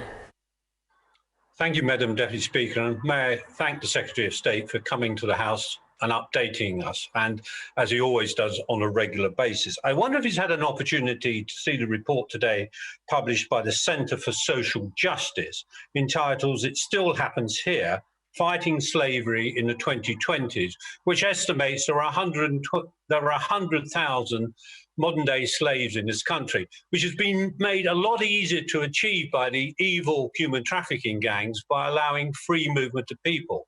Could he confirm to the House from the 1st of January we will take back control of our borders, and one of the huge benefits will be able to clamp down on these evil gangs? Chancellor of the Duchy. Well, I'm really grateful to my honourable friend for raising this issue. All the time in this House, he's been a consistent opponent of modern slavery and human trafficking and has done an enormous amount to draw it to the attention of others and to demand and to secure appropriate action. So I think it's only right that members across the House recognise the consistent campaigning energy he's brought to this important issue. I think it's also important to say that as we do take back control of our borders, and indeed as we move to having greater data and a more effective approach towards monitoring who and what comes into this country, then we can play an even more prominent part in dealing with this evil trade. We now go to Alan Smith. Thank you, Madam Deputy Speaker. There's no amount of sound bites or slogans can distract from the fact that Brexit, which I regret, has already made a lot of people poorer. That'll only continue. A very concrete example. A married couple in Stirling, my constituency, in their early 70s, In order to, from January, replicate the European health insurance card, which they're losing against their will need to pay £166.22 per month to replicate what they already have. Would the Chancellor of the Duchy of Lancaster like to come to Stirling and explain to them how their freedom and opportunity to pay more money to replicate what they already have makes their life better? Chancellor of the Duchy. Well, I'm grateful to the Honourable Gentleman, who is a distinguished member of the European Parliament, for raising that case. I'd be more than happy to come to Stirling. I'm more than happy to receive additional information about the specific case that faces his constituents. It would be my pleasure to do everything I can to ensure that we can resolve the system. On the basis of what he says, I think there may be some miscommunication, but let me commit now to doing my very best in order to resolve the situation on behalf of his constituents. We now go to Robert Helfen. Thank you, Madam Deputy Speaker. When we leave the EU, we will no longer be subject to the OJEU, and that public sector procurement contracts, as he knows, are now worth around £250 billion per year. So will my right honourable friend change public sector procurement rules to ensure that any large private company bidding for a public sector contract must have an apprenticeship commitment guaranteeing a certain proportion of its workforce as apprentices? Chancellor. Well, my right honourable friend makes a very, very important point. He's absolutely right. Outside the European Union, we can shape our own procurement rules in our own interests. He's also right as well that we should do everything possible to encourage the wider spread of apprenticeships, which do so much to improve social mobility and indeed the effectiveness of British manufacturing. I will look in detail at his specific proposal and see what we can do. Now go to Harold Williams. Thank you, Madam Deputy Speaker. Further to the earlier question on Holyhead, how much of the £705 million will be going specifically to that port? And in Holyhead, to what purpose? Chancellor of the Duchy. Well, I will be able to provide a breakdown port by port and region by region in due course, but of course we want to work with the Welsh Government in order to ensure that we can make sure, not just in Holyhead, but in other ports in Wales, that appropriate infrastructure is in place. And I'm grateful for the Plaid Cymru endorsement of UK Government spending in Wales in order to strengthen our union. Paul Bristow. Thank you, Madam Deputy Speaker. Does my right honourable friend recall that last year some members opposite were clambering aboard the Eurostar to tell the Commission not to agree a deal? We left with a deal despite what they said and despite their best efforts to block it. Does he agree that we will end the transition period on good terms at the end of the year, despite what some have been saying throughout this process? Chancellor of the Duchy. My honourable friend is absolutely right. As I said earlier, I exempt the honourable lady from any criticism on this, but there were some members of other parties who did seek to work with the Commission against the interests of this country. And the country decided what it thought of that on the 12th of December last year. We now go to Dr. Philippa Whitford. Thank you very much, Madam Deputy Speaker. With the threat of no-deal Brexit last year, drug stockpiles were established to reduce the risk of shortages, particularly of insulin, which is largely imported from the EU. So what state are these stockpiles in now? And if businesses are struggling to prepare for Brexit in the middle of the COVID crisis, how does he expect healthcare services to manage? Chancellor of the Duchy. I'm grateful to the Honourable Lady for making that point. As the whole House knows, she's a very distinguished NHS consultant, and she's absolutely right to raise the question of insulin, along with other drugs and other medical devices that we need. And it is the case that the Secretary of State for Health and his department are working with mine in order to ensure that we have stockpiles for any eventuality. But I'll look forward to updating her with the help of my right honourable friend in due course. Mark Harper. Thank you very much, Madam Deputy Speaker. I listened carefully to all the questions that were coming from the other side, talking about paperwork and checks. When my right honourable friend is talking about these issues, can he remind the public that actually more than half of our trade comes from outside the European Union? Data is transferred electronically, so there's very little paper, and we only check things where there is a risk to our border. We don't open every vehicle, and we're not going to do that in the future. Well, my right honourable friend makes an excellent point. He's right. It is sometimes the case that some who comment on these matters take a view of customs procedures which is, how can I put it, an antiquated one, which suggests that every single consignment is opened by a uniformed figure who pokes around for hours on end, when in fact it is a streamlined electronic process and one which, as he quite rightly points out, has also seen the share of trade that the UK has with the rest of the world grow and the share of trade with the EU diminish, even while we were in the single market. And the changes that we are making will provide us with an opportunity to be even more effectively integrated with the growing economies of the world. We now go to Kenny McCaskill. Thank you, Madam Deputy Speaker. Scots were told that remaining in the Union and Brexit would assure Scotland of a powerful voice in the world, whilst independence would mean being a small nation and without influence like Ireland. Now that Ireland has a seat in the UN Security Council, President of the Eurogroup, Chief Economist of the ECB and EU Trade Commissioner, can the Chancellor of the Duchy of Lancaster tell me where's Scotland's powerful equivalent? I'm grateful to the Honourable Gentleman, who of course was a very distinguished minister in a previous Scottish government. I'll take nothing away from the achievements of the people of the Republic of Ireland, led as they are by their new Taoiseach Micheál Martin, and they can look confidently to the future. But it is a fact that were it to be the case that the policies that he advocates were to be taken forward, then we would find that there was a border control at Berwick. You couldn't use the pound sterling in sterling, and it would be the case that as a result there would be economic turbulence for the people who I know are closest to his heart. And that's why I believe that we are stronger and better together. And it is the case, of course, that as a result of having talented advocates like him in this Westminster Parliament, we can achieve more for all parts of the United Kingdom. Gareth Johnson. Madam Deputy Speaker, the UK leaving the European Union provides some fantastic opportunities for this country. Inevitably, though, as we leave the European Union, there will be new procedures used at the port of Dover. Can I ask my right honourable friend, therefore, what plans the government put into place in order to communicate with foreign lorry drivers going through Kent to ensure that there's no excessive delay for those drivers doing so? Well, Honourable Friend makes an important point, and part of the information campaign that we're launching today, as well as being aimed at UK businesses, is also aimed at businesses in the European Union to make sure that they're aware of what they need to do, and awareness is high. Kim Johnson. Thank you, Madam Deputy Speaker. Can the Minister answer concerned residents living near the site of the lorry park in Kent who will want to know if an assessment of noise and air pollution will be published? Well, as I mentioned earlier, it is the case that there are a number of potential sites in Kent, and we will make sure that whichever site is chosen, that the appropriate procedures are followed in order to safeguard not just the commercial life of the nation, but also the interests of nearby residents. Richard Graham.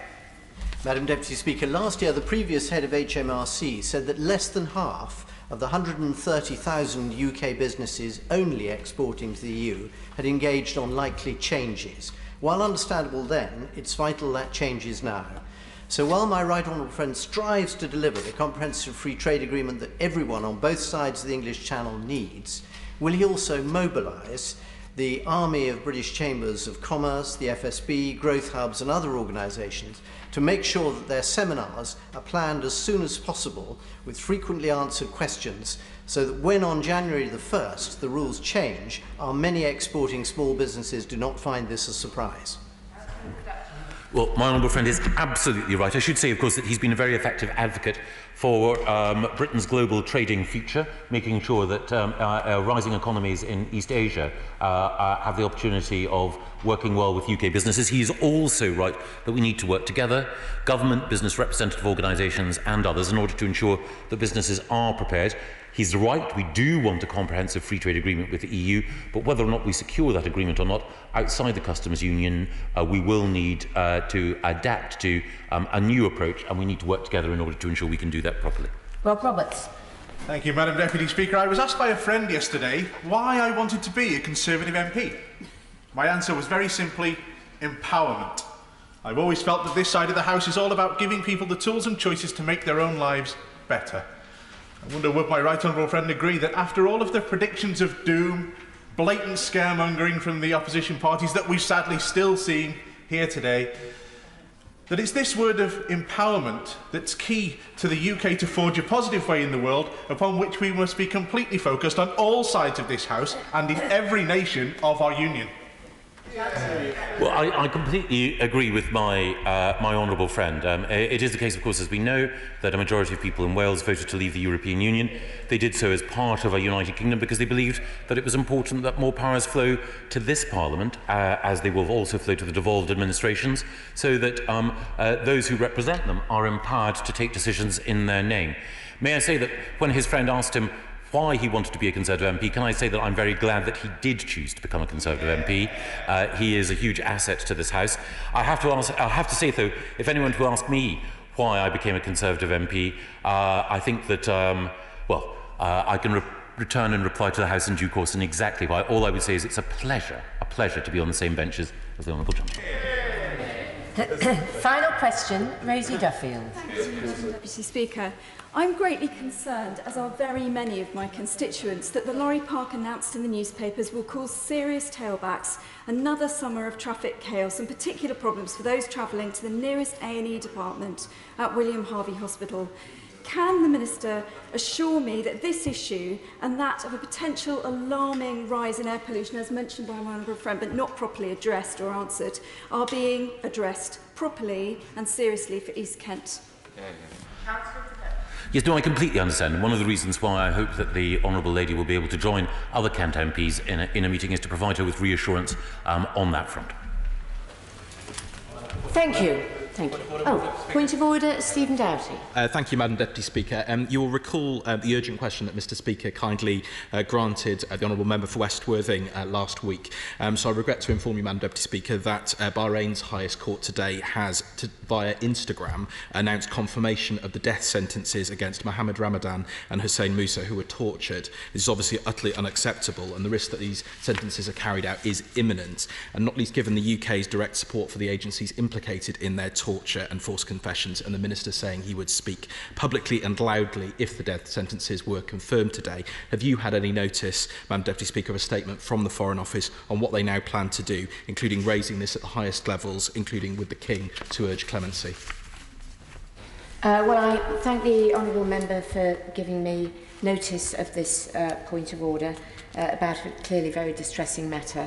I have not received notice of an oral statement on it, but I'm sure that both his request and his plea for action will have been heard by ministers and the Treasury bench and will be passed back to appropriate ministers. Thank you. 3-minute suspension.